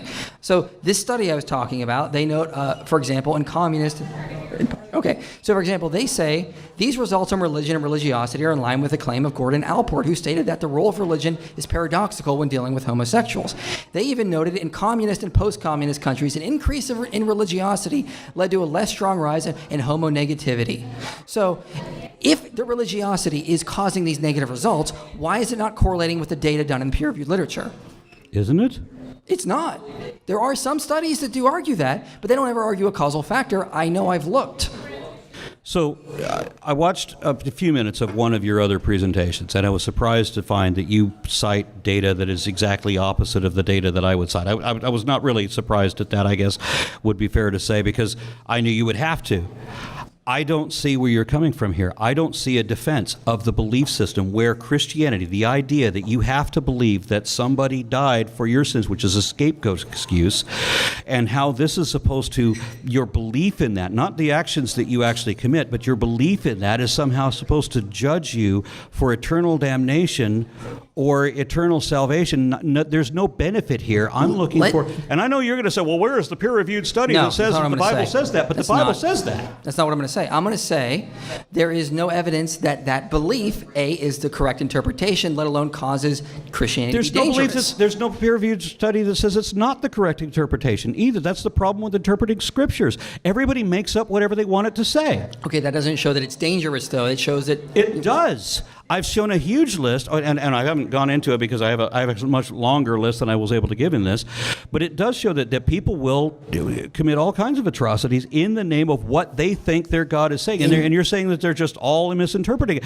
That would be a problem in your God's dyslexic inability to write a book, I would think. Again, if someone misinterprets your words to start persecuting or killing Christians, does that mean your words caused it? Did you have the impression at any point that I'm suggesting persecuting or killing Christians? No, not at all, because I don't think your words caused it. I think people can misinterpret things and use things for their advantage.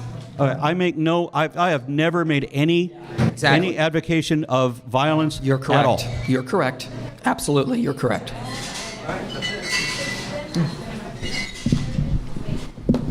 That concludes cross-examination. Big hand.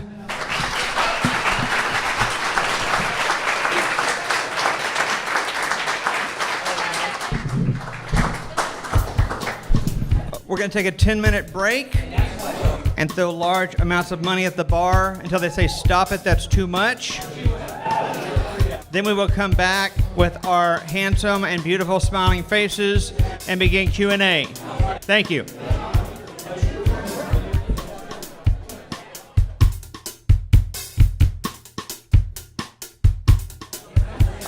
All right. If everyone's ready, we'll start. I am reminded, for whatever reason, to explain what Q&A is. It is where you come here to ask a question. Imagine that. Mind blown. We don't want a 15-minute diatribe with no question. For your question, you have 2 minutes. Everyone hold 2 fingers up. 2 minutes. Your statement needs to be germane to tonight's topic and 2 minutes or less. I will start. Had a question submitted by Warren Beam on my phone, and the batteries died. Yeah, Warren's a great supporter. It was essentially, for each of you, can you define evidence from your perspective?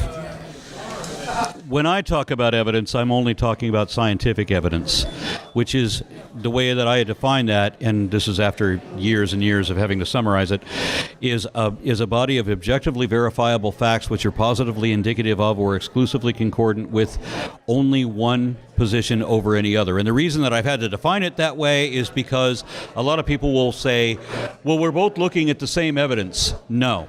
We can both look at the same fact, but if the same fact would be true in either case, then that's just a fact. It doesn't become evidence until it indicates one position or the other. So when I talk about evidence on my channel, it depends on the subject. If I'm talking about history, I'm talking about historical evidence, which is going to be used based on probability type arguments. Science, I might be talking more about verifiable evidence. I might be talking, if it's in theoretical physics, it's going to be a little bit different. If I'm talking in metaphysics, it's going to be different. If evidence depends on the context and how it's used by philosophers, scientists, historians in that field. Very good. Thank you both, gentlemen, for, by the way, my name is Zach Moore. Hi, Zach! So thank you both for contributing here and having this debate. I've really appreciated the scientific back and forth. As you know, science is a bit of a hobby of mine, so it's always nice to see that. I was wondering if maybe you both could comment either from your understanding of the scientific literature or your own personal experience. Either are valid as responses to this question. We've talked a lot about whether or not Christianity in general is dangerous. Among the different versions of Christianity, denominationally, geographically, and temporally throughout time, which would you say have been the most dangerous versions of Christianity that have ever existed or currently exist? If you're asking me which version of Christianity is the most dangerous, the thing that I mentioned in my presentation is that every religion is meek and mild and polite and according and accommodating and all like that when in their minority. But once they get control, then they dominate everybody else. And in Western history, we had this period from roughly, 400 CE until 1400 CE, which is the church ruled everything and killed everybody that disagreed with them. So that, I think, and Christianity has been labeled as being the most bloody religion ever in history. They've still exceeded what Islam has ever accomplished. And Islam is already waning in there because they know that they're already facing the objection of the worldwide audience, so they will never rise to the level of horror that Christianity has already accomplished. So whichever one is in charge then? Yeah. Okay. And Michael, your thoughts? So that would be a difficult decision. I would define it as different groups of Christians. So when I was looking at the literature, religious fundamentalism, as it's defined in the literature, it does have a lot of negative correlations. I would probably not define the medieval church. There's a great guy called Tim O'Neill who's an atheist, runs a website called History for Atheists, talks a lot about historical misconceptions of the Middle Ages and whatnot, to cover stuff in this book. But I would probably say if you're going to come to that religious fundamentalist group that we see studied in literature, people that are advocating for like killing homosexuals, oppression of women, that's bad. I would stand against that, and those groups of people are horrible. All right. Well, I definitely appreciate that, sir. Thank you. Hi, I'm Kate Smith. I'm a bisexual trans woman. And the thing for me is I know Christianity is dangerous. There's no debate. I've lived it.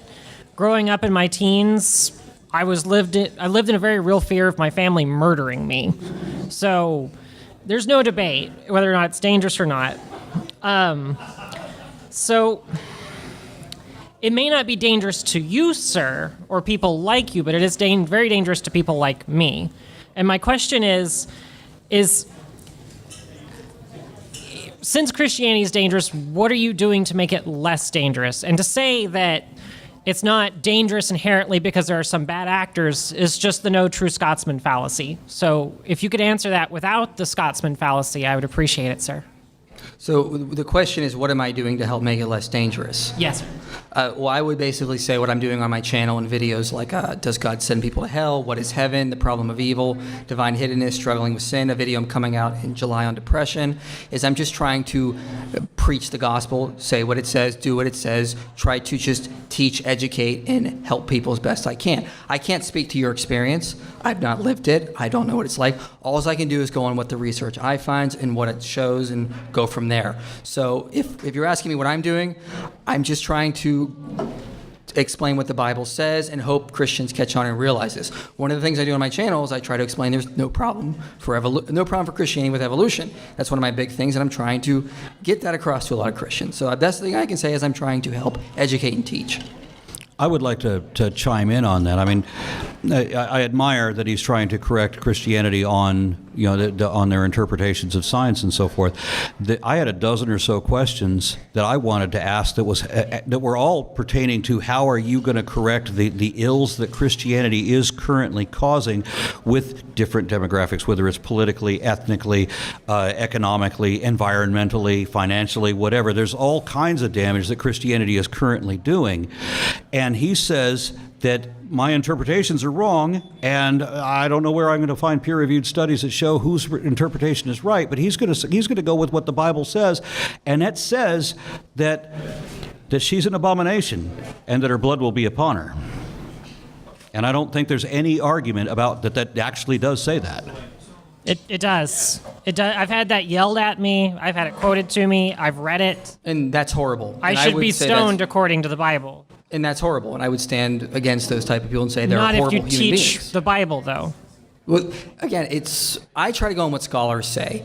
I don't agree with the idea anyone can pick up a book and then know what it means, especially in different contexts. We got to go on what a lot of scholars are saying. So I recommend literally books like, says to stone people. Okay, well, I would recommend books like Gilbert Hiller's who wrote about Covenant, The Lost World of the Torah by John Walton. Gene Patero's got a great book. That a lot of that is misunderstanding the cultural context. Christine Hayes at Yale University has a lot of lectures on this as well, that the Levitical law code is not prescribing minimal sentences. They were never understood that way. And a lot of this comes from a lot of misunderstandings. Now that we've done a lot of archaeological reports, understanding ancient Near Eastern law codes, there's a lot of misunderstanding going on. And again, I would say those people are horrible and that they should be stopped and told that they're horrible human beings. Yeah, and I just wish that God could have written his book a little bit more clearly, if that's the case. Yeah, I'd agree. Thank you both.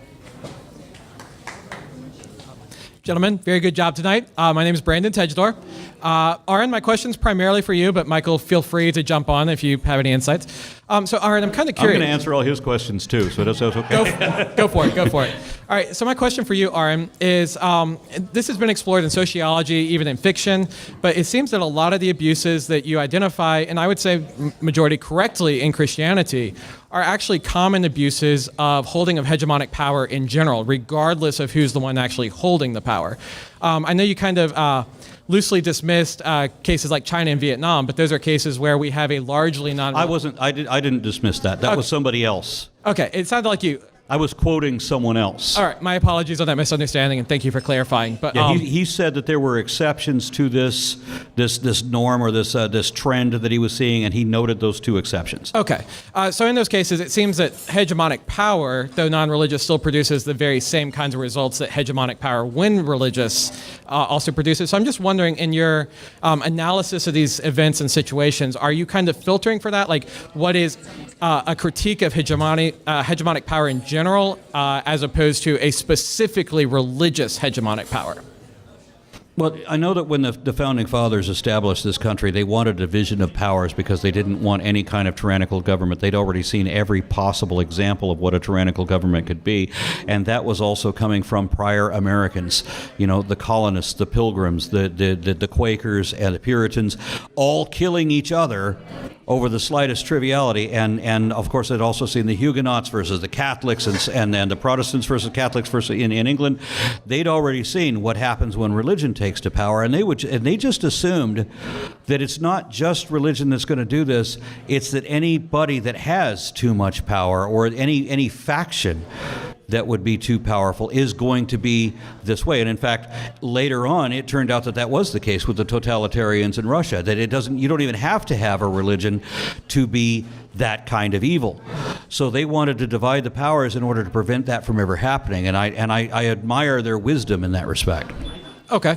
So would you say that Christianity or religion in general would be at least significantly less dangerous if it either resisted or did not hold hegemonic power? Do you believe a lot of these abuses are unique to hegemony?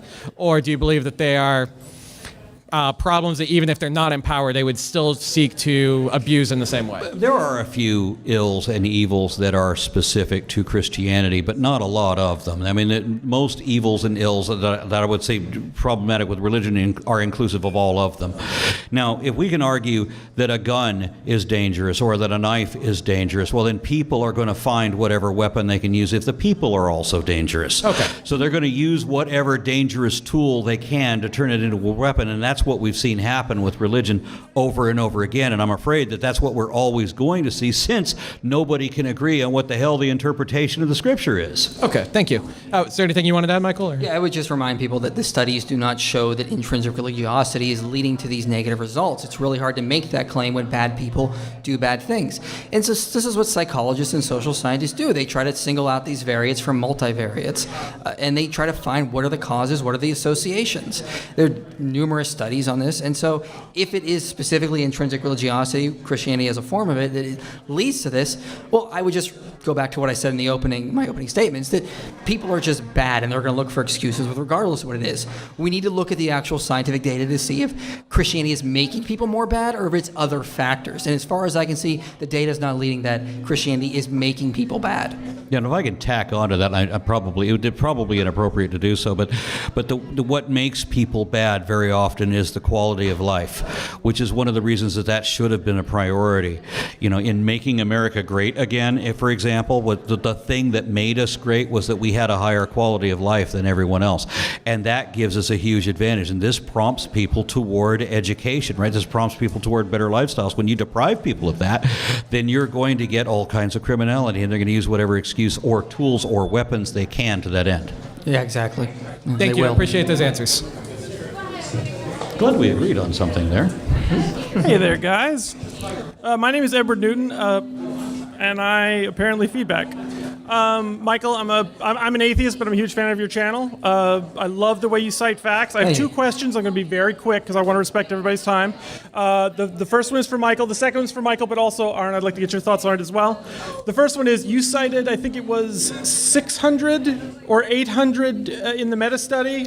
I cited there was one meta-analysis from 2001 called Religion and Mental Health, Evidence for an Association. And so that was the correlation between intrinsic religiosity and like pro-social behavior, right? It's a correlation between, to quote it directly, religious involvement is generally associated with greater well-being, less depression and anxiety. Okay, so because you're citing a study that does not focus on Christianity, but instead covers every kind of definition of intrinsic religiosity, doesn't it stand to reason that those studies that you're citing are actually just proving that whatever is causing the good behavior is not specific to Christianity? That it is not part of the Christian philosophy? Well, that's a good question. So one of the things to remember is a lot of these studies are done in the United States, Europe, Canada, with high Christian volumes. From what I have seen looking into that, because I had the same question as you, most of the people they're studying are Christians, or sometimes Jews, and sometimes they include Islam in there. But most of the people they're studying are Christians and their intrinsic religiosity. So if you go look at the individual studies they're bringing up, those are the majority of the people they're looking at because they're the most available, right where the studies are being done. But it's not actually, there's nothing in the study saying Christianity. We're just assuming because the population is mostly Christian that it must therefore be Christianity, right? I kind of am a little confused Do about you what know, you mean. do you mean like there's nothing in that study that's targeting the philosophy of Christianity specifically? Like, for example, it could tie back into something like Rat Park, where what's really correlated to well-being is things like community and fellowship. Right, that's a good question. And the answer is no, because that would be extrinsic religiosity. When people use these things for community, for well-being, getting together, that's different in the studies, and that's why they distinguish it. What they look for with intrinsic religiosity is they get people to go, I believe in God, I hold to the core tenets of Christianity or Judaism, and what are the benefits of that vary it there. So if it was all about just being part of a community, we would see the correlations in extrinsic religiosity. Well, I didn't mean to say that it's just being part of the community, but just that intrinsic religiosity would then entail community and everything like that. So it entails, but they look at that. For example, I cited the one study, the religious orientation scale. They know those are other factors, and those other factors are not where the positive associations are coming from. That's fair. So then my second question for you, but also for you, sir, is it's more of are we sure Christianity isn't dangerous? And specifically for this reason, because Christianity, the philosophy of it, posits itself as the highest moral good, right? And in that way can insinuate itself between a person and the law, or even a person and their own feelings, in the case of people who decided not to report priests who were abusing their children because Christianity was the higher good than their own children. Isn't it true that in situations that there is a danger present when Christianity is there's a choice between will we protect Christianity or will we protect people? I would kind of go on what Aron was just saying with the last question, is that people, when they want to do bad stuff, like hide things, they'll look for whatever excuses they can. But the people who, I don't mean to interrupt, but I want to be really clear with what I'm asking. The real danger I'm talking about is not the priests. Bad people are bad people. The danger I'm talking about is the thousands of parents who willingly chose not to report the rapist of their children because of their faith. That's the danger I'm talking about. I would push back and say I don't think it's their faith that's causing it. I think it's some sort of emotional desire to sort of protect their in-group, to protect those type of people. And I would need to see some sort of study showing that maybe that intrinsic value they have to sort of protect Christianity is causing it. I mean, people do all sorts of bad things for bad reasons. We cannot make those sort of jumps unless there's no science behind it. If someone is trying to protect their priest, well, we need to ask what's their motivation. Is it because they don't want their priest to look bad? Well, that's a selfish motivation in Christianity. But any motivation to protect their priest at all would be based on the idea that Christianity is the highest moral good, right? Like, was that unreasonable to suggest that? If I may, the first time I ever heard about the pedophile priest thing was back in 1991. It was the very first report I'd ever heard of that, and it was a family in Louisiana that were very interested in prosecuting, and the church refused to allow it. And one of the representatives, they had a priest. He was up on charges. They had evidence against him, and the governor of Louisiana at the time pardoned the priest because he was a priest. And because we can't question the clergy. But then when the family tried to go beyond the governor to prosecute through the church, their representative, some bishop, announced that if we were to, and this was in 1991, before all of this broke, he said, if the church were to prosecute every, as he phrased it, homosexual pedophile priest, the church would be in the litigation in the billions of dollars. That was 1991. So they already knew that there was a problem. The family had already been made aware, you are not defeating the richest criminal organization there ever was. And I would respond, yeah, that's bad. But to say that there's sort of intrinsic values or sort of belief that Christianity is the highest moral good is what's causing that, there's just no evidence of that. People do bad things all the time, and they look for excuses. If you're part of an in-group, like, say, the Catholic Church, you may want to protect that group because it could make you look bad. But that's a selfish desire. That's not actually Christianity causing that, which speaks against these types of selfish desires. So we actually need to see some sort of evidence that maybe the promotion of Christianity or their belief in Christianity was causing that type of things. I can't speak for everyone's motives in these types of situations. I can't psychoanalyze them. I don't know what to tell you. I can only go on what the scientific studies say. Okay, for Michael, my name's Joseph. My dad's a pastor, and to his disappointment, I left the faith. The understanding I have of the Old Testament law is that there's a ceremonial law with things like animal sacrifice, circumcision, etc. There's the moral law like the Ten Commandments, and there's the governmental law that basically enacts those laws.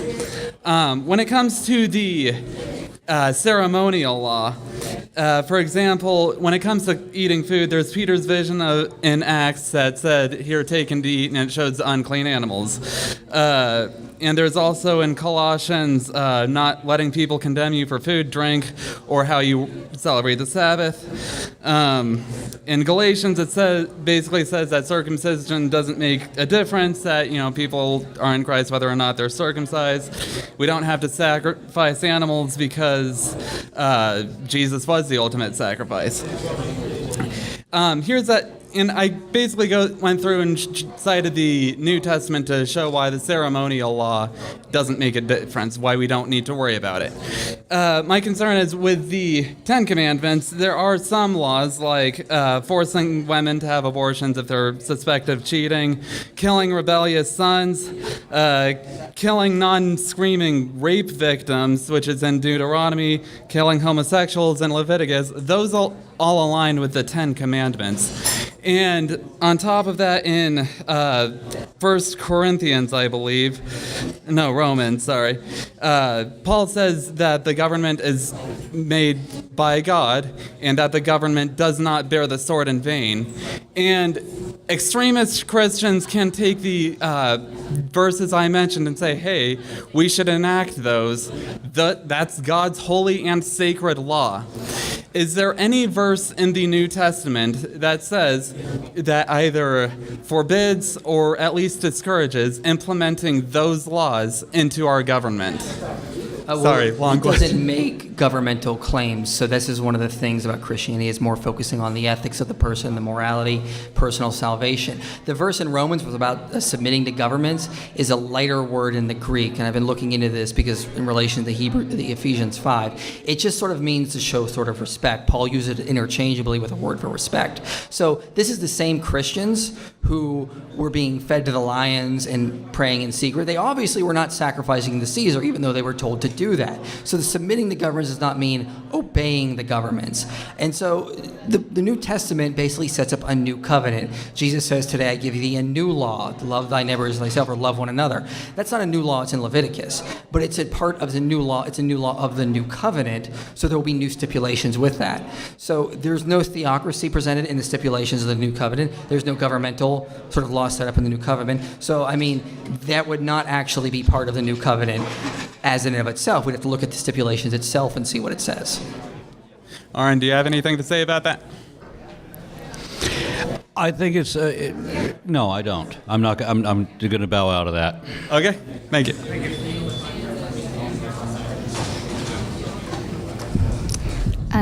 Because of the time limit, I have to compress my question here, if you could be a little patient.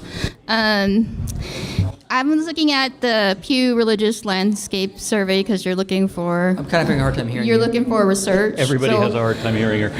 Yeah, you're looking for research. So I was looking at the Pew Religious Landscape Survey, and according to that, 83% of evangelical Christians believe in hell, and the majority of people surveyed believe in hell, but there were non-Christians in that. And but the three main largest groups of Christians in this country, the majority believe in hell. So my question here is, you could either answer, yes, I believe in hell too, and that you have a dangerous belief, or you're going to answer, no, I don't believe in hell for this interpretation of the Bible, even though the New Testament says that Jesus will throw people in a lake of fire. So why are you just special pleading? And if you're God, do you worship a omniscient, omnipotent God? And why can't he communicate to his followers in a way that everybody understands. They should not scare little children of burning forever. Okay, well, those are very long questions. I won't have time to answer them all in depth, but I do have videos I will reference that go into this. I did a lot of these this past winter.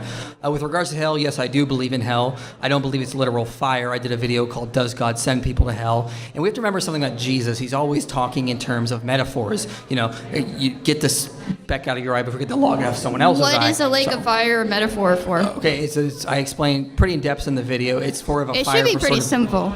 It's a lake of fire disintegrating the sins of person. The person is being disintegrated. That's the metaphor. For And if you- eternity? I can't. I'm having a hard time For hearing. eternity, though.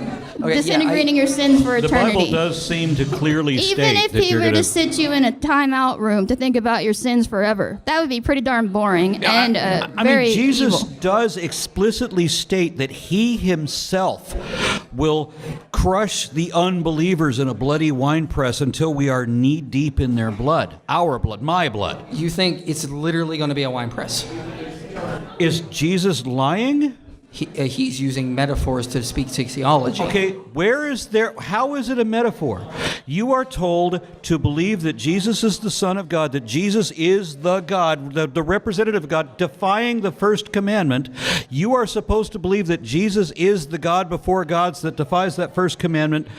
And if you don't believe that, Jesus threatens that he will crush you in the bloody brine. Now, where is there a metaphor? How is it a metaphor? Nobody understands it that way. It's literally a metaphor because you just said it's crushing in a wine press. Now, I don't know what passage you're referring to, but this is what Jesus does. He talks about camels and gnats and uses parables. The parables are 83% of Christians believe that they're going to go to a literal hell, to be literally tortured, literally for eternity, literally for not 83% of believing that one evangelical thing. Christians. Do you have a study that somehow shows it's dangerous? What do you want from The me? one she just cited That's is the a one I'm survey referring to. of what people Of believe. 35,000 people. Beliefs inform actions. You cannot separate beliefs from actions. Okay, yes, you can, and that's actually done in the studies. It's not so. They do. Everything you act upon, you believe. Actions are different in the psychology studies than beliefs. Someone can have a belief you may not like. That doesn't mean it's going to manifest in bad actions. So if a mother murders her child so that she's afraid that child will go to hell if she doesn't do it, her belief caused the murder. Those murders have happened in modern times. If her belief does cause action, then yeah, it can have bad consequence. But it's not scientific to argue that beliefs somehow lead to actions necessarily. This question's for Aron. You mentioned that in 20 years of rigorous research, you found no evidence, I think you said, of Christianity. But No, that's not what I said. I said in 20 years of arguing with Christians that they told me that I'm wrong about the belief in faith, that faith is not a belief that is not based on evidence, right? I say that faith is a belief that is not based on evidence. They all say, oh yeah, we have evidence. I say, okay, fine. What is it? And I've always specified that I'm looking for scientific evidence. They ask, what evidence would I accept? I said, how much evidence would you accept? They would ask. I said, I'll take anything that qualifies as evidence. Any body of objectively verifiable facts which positively indicate or exclusively concord with that particular position over any other. In 20 years, I think I get without it. exception, Okay. there has been no one to present any scientific evidence that actually indicates the Christian God, or indeed any God, or in fact anything supernatural at all. Okay, I appreciate the clarification. So, you mentioned that in 20 years of rigorous research, you found no evidence of what you're looking for. But then when Michael pressed you on naming just one scholar who defines the word faith in the way you put it, you couldn't name one. So my question is, could it be possible that your research is maybe flawed, biased, and even maybe dangerous to the pursuit of truth? I have conducted this experiment, as I explained, over and over and over and over again, having this exact conversation at least once a week for 20 years. Not one Christian ever has produced evidence. He didn't either, nor can you. No one can. It doesn't exist. That's not the debate I demand tonight. that anybody in this room who calls yourself a Christian, if you think you have scientific evidence to indicate you're God, bring it. You ain't got it. I win. I'm sorry my question upset you, but that wasn't my question, but I'll move on. Thank you. He said, I'm sorry my question upset you, but that's not what I was asking. Hello, Aaron and IP. Hello, Aaron on IP. Hi. Inspiring Philosophy. Yes, how you doing? My question is an extension of one of the previous questions. The debate topic tonight is Christianity dangerous? There's this meme that shows Muslim government, Christian government, atheist government, Buddhist government, etc., etc. I think what we're missing here is it's not so much, although religion often is used, including taxing people for their sins. I agree to that extent. Isn't the common denominator government here to where that we should advocate for self-ownership and abolishing the power to begin with?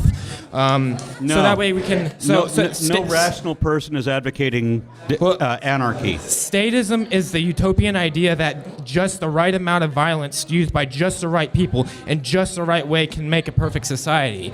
So can't we give people to self-ownership that rather than having people dictate a religious set of beliefs or a non-religious set of beliefs, how about we just leave people the hell alone? How do you just leave people the hell alone? There's a reason that government exists. It has a minimal responsibility to its citizenry that it's supposed to take care of. It's supposed to defend, and it's supposed to provide for. This is in the Constitution, right? It doesn't have to own and control and dictate everything that you do in your life, and that's why there's a division of powers, and that's why we're supposed to have liberty, and that's why we have a system of courts instead of a corporatocracy wherein we can take our grievances and have them corrected. Nobody suggests anarchy because we've already lived that. Well, yeah, we have lived anarchy for a long time before people figured out how to make a government. We've spent thousands and thousands of years of people randomly killing each other with the jawbone of an ass and that sort of thing before we figured out how we could maybe dictate some laws, have some kind of fair trade and reasonable protection for the elderly and so forth. One of the things that Eric July says is that statism is a religion. Is that they even say where Abraham Lincoln statue that in this temple is that the state, and they often call atheists who worship the state as stateists. It is a religion. Yeah, I don't worship the state. Well, you just use the state as a moral ground. I obviously do not worship the state. I think that we should have minimal government. As I expressed in my opening statement in this debate, I believe that I want less government than the religious right wants. I agree. I want significantly less, but that doesn't mean that I don't want any. There are places in the country, there are places in this world right now that don't have any, and those people are dying if they're not heavily armed. I would put that to an attribution error because there are examples like Liechtenstein. What? He said it's an attribution error. I couldn't hear it. But we. And by the way, your question was not remotely germane to the topic of tonight's conversation. No. It was that the problem, or that rather than Christianity being dangerous, that's government itself that's the danger. The power itself is the issue. There are many different types of governments, and some of them are humanitarian, and some of them are compassionate. Not all of them are dictatorial. Okay. Thank you.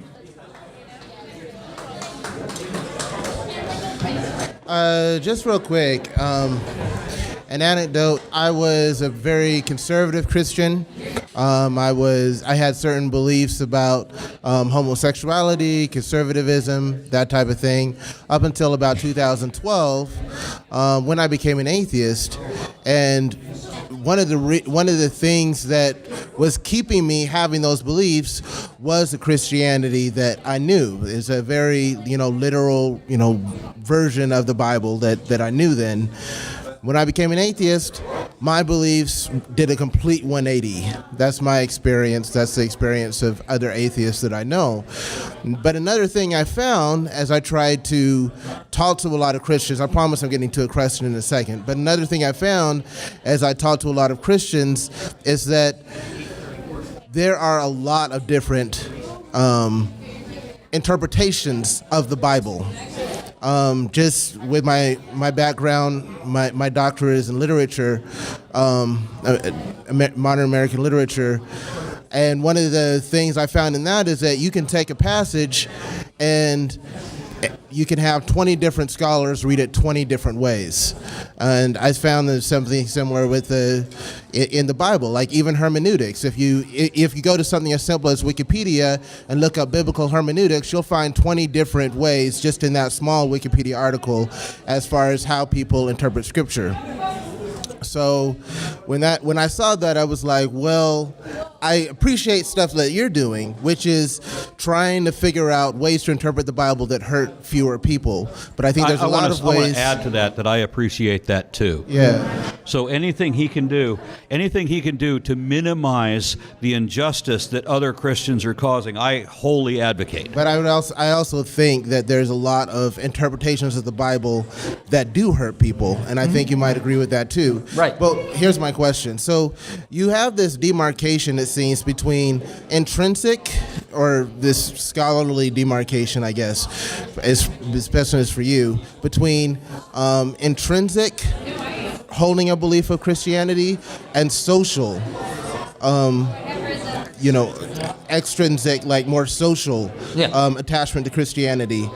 And I'm wondering if that's not, as somebody earlier said, a form of no true Scotsman. Basically, if it's a belief that follows with my particular line of hermeneutics, with the line of hermeneutics I've chosen for my version of Christianity, then it's more intrinsic. And if it's not, then it's more social. And if that's not what you're saying, then I'd like a clear definition of what exactly is intrinsic Christianity, holding a Christianity, and what exactly is social, and how do you see the difference without reading people's minds? It depends on what researchers are doing. So they'll do certain types of tests, like they'll give them very subtle tests to take, where there's like subtle questions to sort of get them in that way. There's a lot of different ways to do this. Sometimes they'll use sorts of time at priming methods. When I'm talking about intrinsic, Christianity is a form of intrinsic religiosity. When we're talking about extrinsic religiosity, those are more like cultural Christians. People that are saying, well, I go to church because it helps me feel better about myself, or I go to church to be a part of my community. You don't really care about the doctrine of what's actually in the religion. You're there because, well, I like it. It makes me feel better. It makes you good. So researchers will sort of ask people subtle questions to sort of prime them to get them to know what they're doing. And there's pretty rigorous methods for this. This has been going on since, I think, 1967, to sort of distinguish what types of different types of people are in these studies. But if so these intrinsic, I'm sorry to ask a follow-up real quick. So I'm just having a hard time hearing you, everyone talking. Sorry about this. There's a lot of background noise. Just to follow up real quick. So this extrinsic Christianity, I'm just trying to understand, I'm not trying to argue, but this extrinsic Christianity, if it has positive effects, like if it makes people feel better about themselves, if it enables relationships to be stronger, if it makes their lives all around better, and that's why they decide to become a Christian, how is that more dangerous than... I thought, because I think maybe I misheard you, but I thought you said that intrinsic Christianity has a lot of positive effects. Extrinsic Christianity has more negative effects. Well, I wouldn't say extrinsic Christianity. Or extrinsic belief. Extrinsic religiosity is the correct term used in the literature. Okay. If you want to know a little bit more about that stuff, I'd recommend this paper, The Religious Orientation Scale Review and Meta-Analysis of Social Desirability Effects. They define it quite well in there. Maybe that would help kind of clarify the terms. But I'm asking you now, like, why is the extrinsic more dangerous than the intrinsic? Well, it's about the effects that show up in the studies.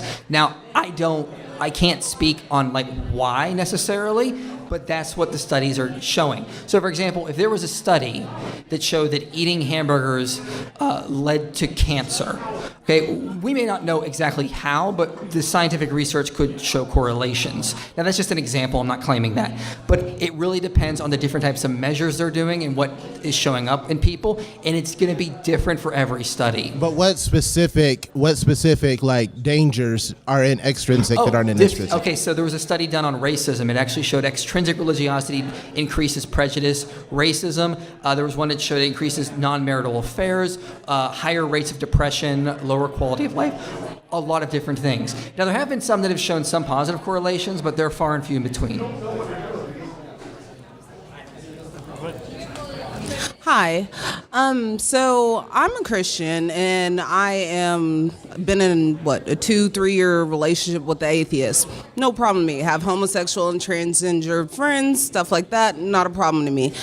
But my question is, how are you deeming Christianity as dangerous? And this is to you, and you can follow up with your answer. But how are you, what effects of Christianity, be it extrinsic probably, that is dangerous to society itself? Because we have seen, we have seen where researchers have actually said that, yes, even though that Christianity, Islam, Judaism, and other religions of the like have been dangerous in the past, that they're actually evolving to a more, maybe more tolerable, Well, Christianity has been forced to become more tolerant because the society at large doesn't allow the atrocities that they used to allow. I mean, we see the Pope, who's supposed to be the leader of the Catholic Vicar of Church, Christ on earth. which is the dominant denomination among Christianity. Still, there are more Catholics than there are Protestants of all denominations combined. Because it all branched off of Catholicism, yes? Well, no, it really didn't. It actually, Orthodoxy came first, but Catholicism took over. But the problem is that we can see in the news, we can see that the Pope is playing a game of catch-up.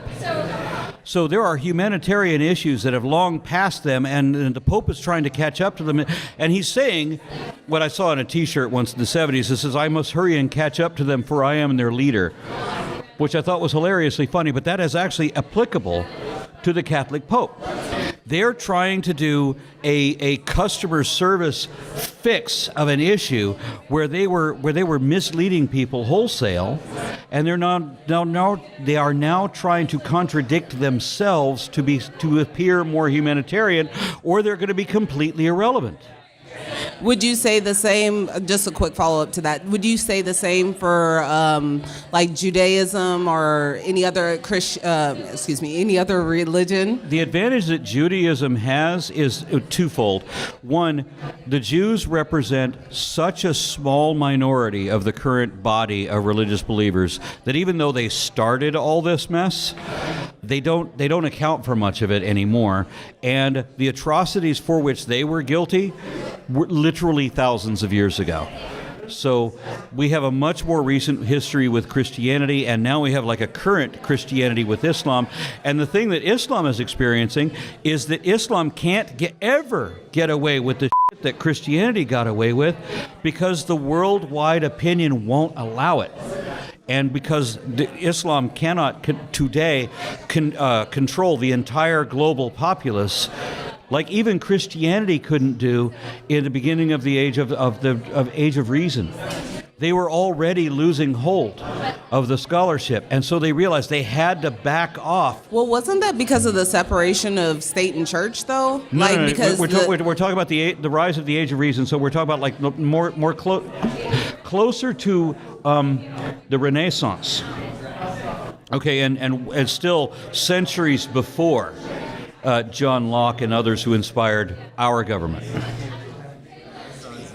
Would you like to follow up on that question of how, religion was at a time very violent before, but do you see that if there is an evolution, like we're having this conversation today about is it dangerous, and do you think that it's becoming more or less dangerous? Okay, so this has gone around for a long time. So Vox Day went through, all of the... He went through the Encyclopedia of Wars and found that of 123 of all 1,763 wars of that were religious was only less than 7%. And when you took Islam out, it was less than 4%. I would recommend a study, Why We Don't Practice What We Preach, a meta-analytical review of religious racism. And they note directly in the study that they can find no correlation, and this is in the conclusion, they can find no correlation between endorsement of religious doctrine specific to Christian faith and racial prejudice. So a lot of these things that have been sort of going away, because they note in the study that racism has been declining in extrinsic or religious fundamentalist groups, and it's probably not a causal relation with the religious doctrines because they can't find that in the actual evidence. So it's probably more cultural, socio-economical factors that are contributing to this that existed in the past, and intrinsic religiosity seems to be helping, get rid of this, and that's what we want to see more. So more intrinsic religiosity would help you believe that Christianity is less dangerous than you're proclaiming it to be? I would first have to believe that there was some element of truth to it, and I know there's not. Okay. Thanks for your time. Hi. I apologize. I had to write this down, otherwise I'd forget. So, weapons of mass destruction are the product of science. Without science, you cannot have nuclear weapons. Can you speak right into the mic? Sure. So, weapons of mass destruction are the product of science. Without science, you cannot have nuclear weapons, chemical, biological. Vivisectionists, eugenicists, many racial supremacists have all used science to justify their position. My point is, science is demonstrably dangerous, but that does not in any way negate the value of science, nor does it negate the truth of science. However, if we should reject Christianity out of hand simply because it is dangerous, by that logic, should you not also reject science out of hand simply because it is dangerous? I hope that you did not. I beg your pardon. I haven't finished yet. Alternatively,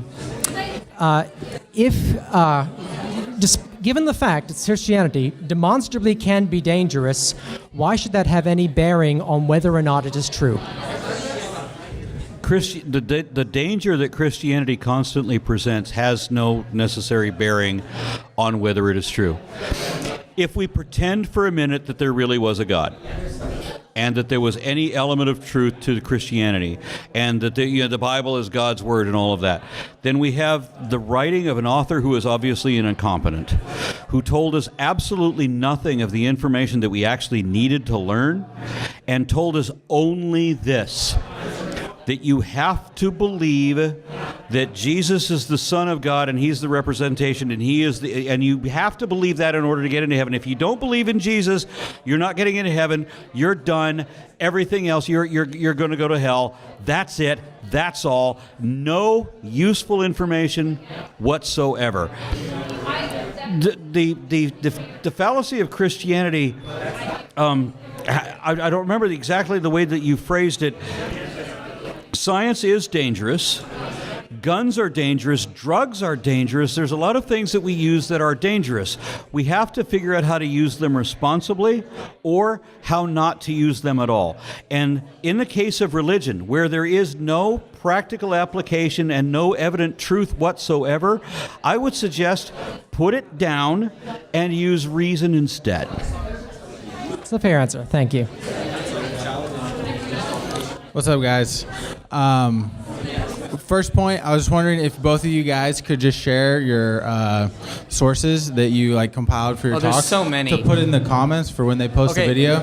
I will say that I had prepared a PowerPoint presentation, but there was a mishap. I don't know if I didn't communicate it correctly. He's going to take my PowerPoint slides and put them in the video that will be online. So if you're watching this online later, the PowerPoint slides should be in there. And so I also mentioned all the studies when I was talking. I don't have time to relist them all. There's so many. Okay. I was just going to say, I think it would be useful if they put them in there. I had a hard time also listing my sources, so I can imagine what he went through. I kind of have two questions, but I'll try to just make it one. So, Aron, you mentioned that you think that basically religion has no practical application. So, only accurate information has practical application. Okay. That's sort of, your definition kind of answers my question, because what I was going to ask is, if that's the case, why is the massive majority of people in the world religious, in the sense that I guess I would define religion as sort of like trying to understand God or seeking God. In Hinduism, God is sort of everything. And if I may, to my experience, every religion universally accepted as such by both its adherents and its critics is a faith-based belief system positing the notion that a supernatural essence of self somehow survives the death of the physical body to continue on in some other form.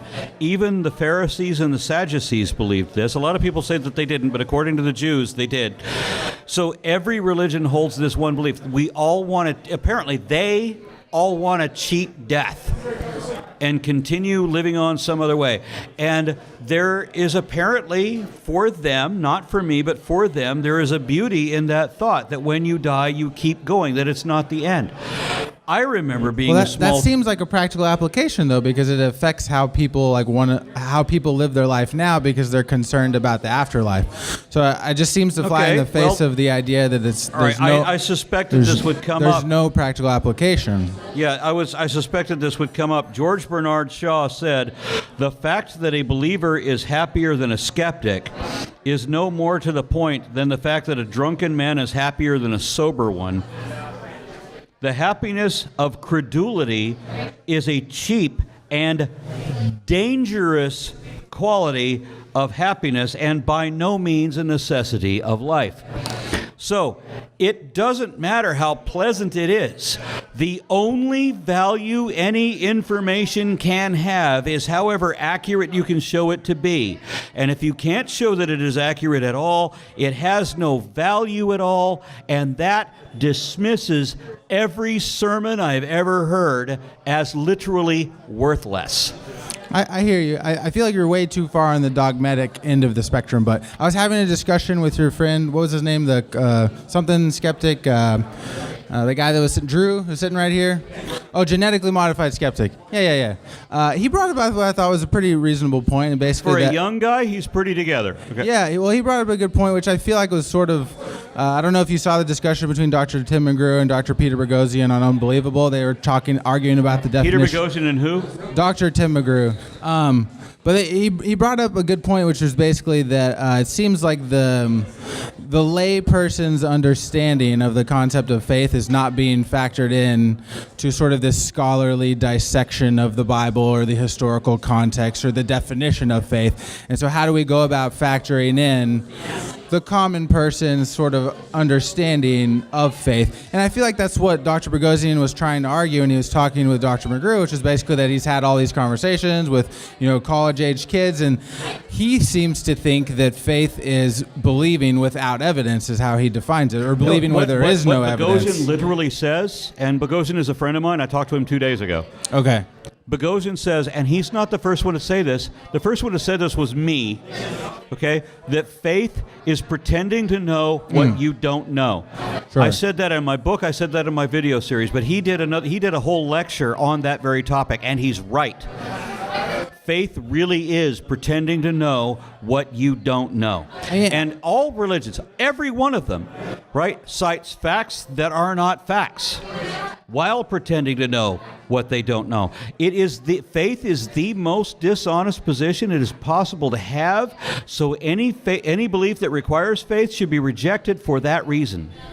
I mean, I understand that's your definition, but I think that that's contingent upon a lot of historical data. If you can show me another definition that is more accurate, I'd be happy to adopt it, but after 20 years, nobody's been able to cough one up. Yeah, I mean, I think that what Michael did was a good exercise, is where he took the New Testament was written in Greek, so he took the term that is used in the New Testament with his pistis, and he didn't change the stories, did he? Well, but he looked at how that Greek word is used across Greco-Roman literature, like Plato, Aristotle, all these guys, and nobody ever uses the term to mean what you're defining it as. Yeah, everybody does. And not that nobody ever does, not just in the Bible, not just throughout the Bible, not just every time the Bible talks about faith, it describes it the way I say, not just that, but also in the Quran. Every time the Quran talks about faith, it defines it the way I say. Every time in the Bhagavad Gita that defines faith, it defines it the way I say. Every time,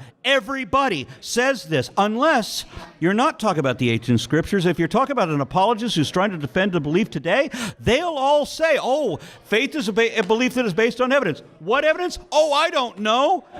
I don't have any. Period. Done. Thank you for your question. First of all, thank you both for being here tonight. Thank you for the good discussion. By the way, I want to say something real quick, and I'm sorry to interrupt you. I argue with creationists most of the time, and the most irritating thing about arguing with creationism is I know they are lying to me. I know they're deliberately dishonest. I know they're absolute fucking frauds, and that they know it. But I don't get that impression from you. Thank you. Appreciate that. Okay. My question is, Arne, I believe in your opening statement you said that slavery was an enduring legacy of Christianity, yet I also know Quakers and other Christians were among the first abolitionists. So for Michael, can I ask, was there a systematic difference or misunderstanding regarding Christianity as defined in the Bible and the Atlantic slave trade, for instance? Yes, very much so. If you check out some, what's the name of it? There's a great book called, so one of the things I try to note, I don't remember the name of the book off the top of my head, but if you look at like Exodus 21:16, it directly outlaws the Atlantic slave trade. You cannot kidnap someone and force them into slavery. David, the same word for slave that shows up in Exodus is also what David is a mercenary for the Philistines. There's a lot of cultural misunderstandings, and I've even seen very liberal scholars note that. There was a great debate recently by Michael Brown and Dr. Josh Bowen, and they go over a lot of these types of things. Now, I don't agree with either of them entirely in that. I'm going to be doing my own video series on this, and I'm going to try to go pretty in depth into this. It's a very complicated issue, and when people try to simplify it to these left and right, these basic terms, they're not doing justice to the scholarship. And so I want to try to get to the cultural context of this term, and I think that's what we need to do. Okay. Thank you. Hi. 2 questions. Love the hair, dude. Thanks, man. I'm seeing double. First one's for you. So Richard Dawkins says that you should mock and ridicule people for their religious beliefs. Do you agree with that? That we should mock religious beliefs? Well, no, he said that you should mock and ridicule people for their religious beliefs. He said it on a stage in front of a lot of people. No. I mock religion, and I want to be very clear about this point. And I said this in my presentation, but I realized I was going through 4,000 words in 25 minutes, so I appreciate that not everybody caught everything. But we mock ideas, but not people, because the best defenders of reason and rationality were all of them, former believers. I mean, it's a very rare thing that you will ever find somebody that was raised an atheist and was always an atheist. It's the people who come out of having a former religious belief and who have the background in that religious belief and in believing in that religious belief. When they wake up to that, they become my greatest adversary. And so every time I talk to a religious believer, I consider the possibility that I might be talking to the next Matt Dillahunty.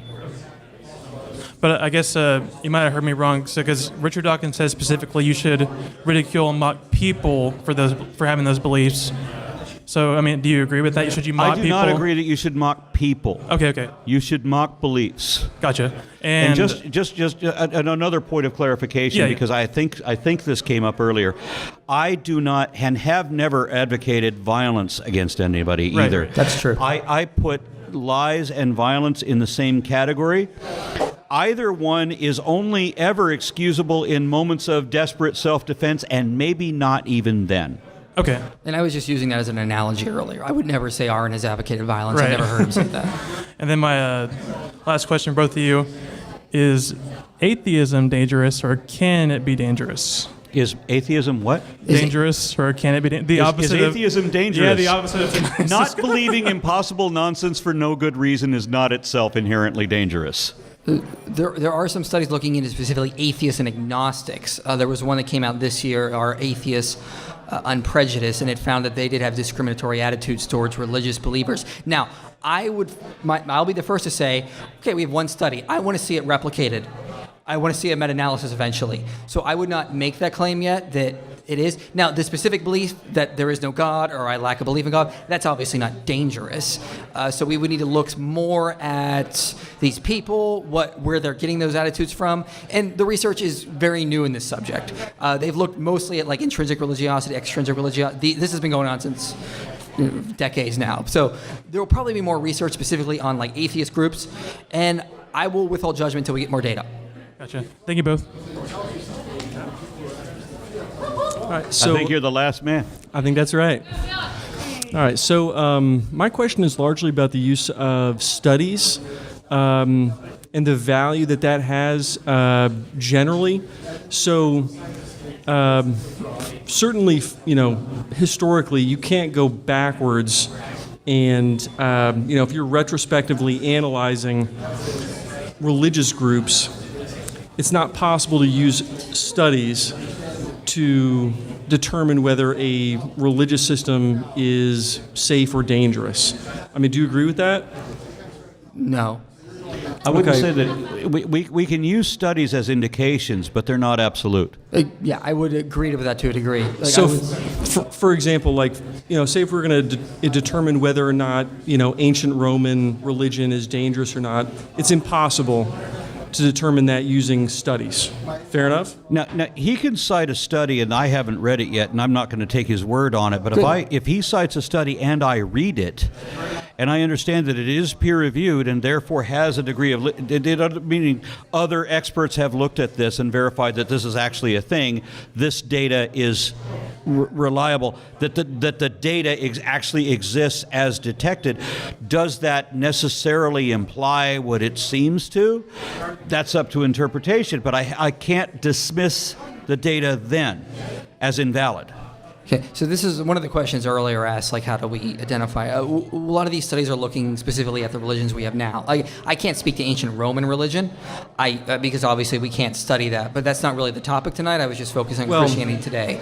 Well, so if the data itself is necessarily limited, so if we're in a realm in which you cannot come to a certain conclusion one way or the other using studies.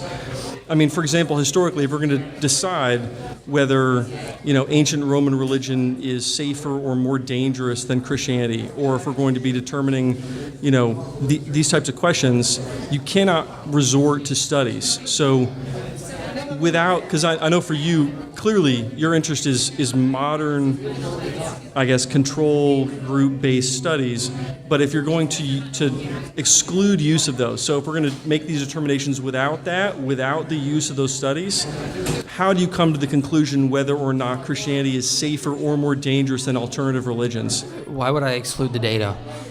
So because the data is limited, if the data is limited, so if we're going to be looking at, for example, Hinduism, do you have... Say that again? Looking at what? Hinduism. For example, if we're going to look at Hinduism. Hinduism, okay. If you're going to be comparing Christianity to Hinduism, do you have studies that have a control group where you're looking at the same group of people, where you split them up by religion? Some studies have split up different types of religion. Some studies I've read recently split up even atheists and agnostics. This may seem counterintuitive from my participation in this debate, but I don't think either of us is going to just reject or deny data. Well, the studies are not absolute, but if the studies are all that we have, that's literally all the data we have. Well, right. So the data is limited. So, for example, this is an issue that comes up in gun control, where you have a country that has gun control and a country that doesn't have gun control, and you compare murder rates. Well, there are a load of other factors, right? There's a ton of other factors. So one country's Hindu, one country's Christian. You don't run an experiment where you say, okay, Hindu country, y'all all of a sudden all become Christian for a year, and we'll see whether the murder rates go up or down. It's not available, right? You don't have that actual experimental data. Right. So given the limitation in that data, if you exclude the use of those studies, is there any other means? Do you have any other method for actually analyzing? Neither of us would exclude the data. Okay, so we would be able to say that according to the data that we have, the indications are, and then either of us could make arguments to the contrary based on other additional information we may produce. We also have to remember, it could always be so much better. Like maybe someday we'll get really advanced quantum computers and we can run those types of simulations you're talking about. So maybe we would have something like that. So there could be more. All I can say is I'm going on the data that I have, and that's what I have to base myself. And the data you have is for individual behavior, right? Not the societal behavior. You don't have data where you show this Christian society behaves this way. The studies you rely on are primarily individual behavior, right? It's on individuals, but individuals make up societies. Right. Yeah. Gotcha. Sorry, I'm just limited on time. But anyway, I appreciate it. Yeah, fair enough. Thanks for your time. No worries. I have a question for Aron. Can I have a strand of your beautiful hair? No, you'll use it in a spell. You caught me. Thank you both. Closing statements, 2 minutes. Aron? All right. Well, my closing statement is, as I mentioned before, I mean, if we pretend that there was a God, and I have no reason, honestly, to believe or imagine that there is one, then if God wrote the book, which we know was written by people, but if we imagine that the God was written by, or that the Bible was written by God, then he provided absolutely no useful information. It was provided an awful lot of information that was false, which is why a lot of people still today believe that the earth is flat because the Bible says it was. Right? So that already is a danger. It says that homosexuals should be killed, and that's a danger. It gives a number of other edicts that cause people to be killed. There's a whole lot of different topics of why the Bible is dangerous and what it reads, and there's no way to verify which is the correct interpretation, and that's a danger too.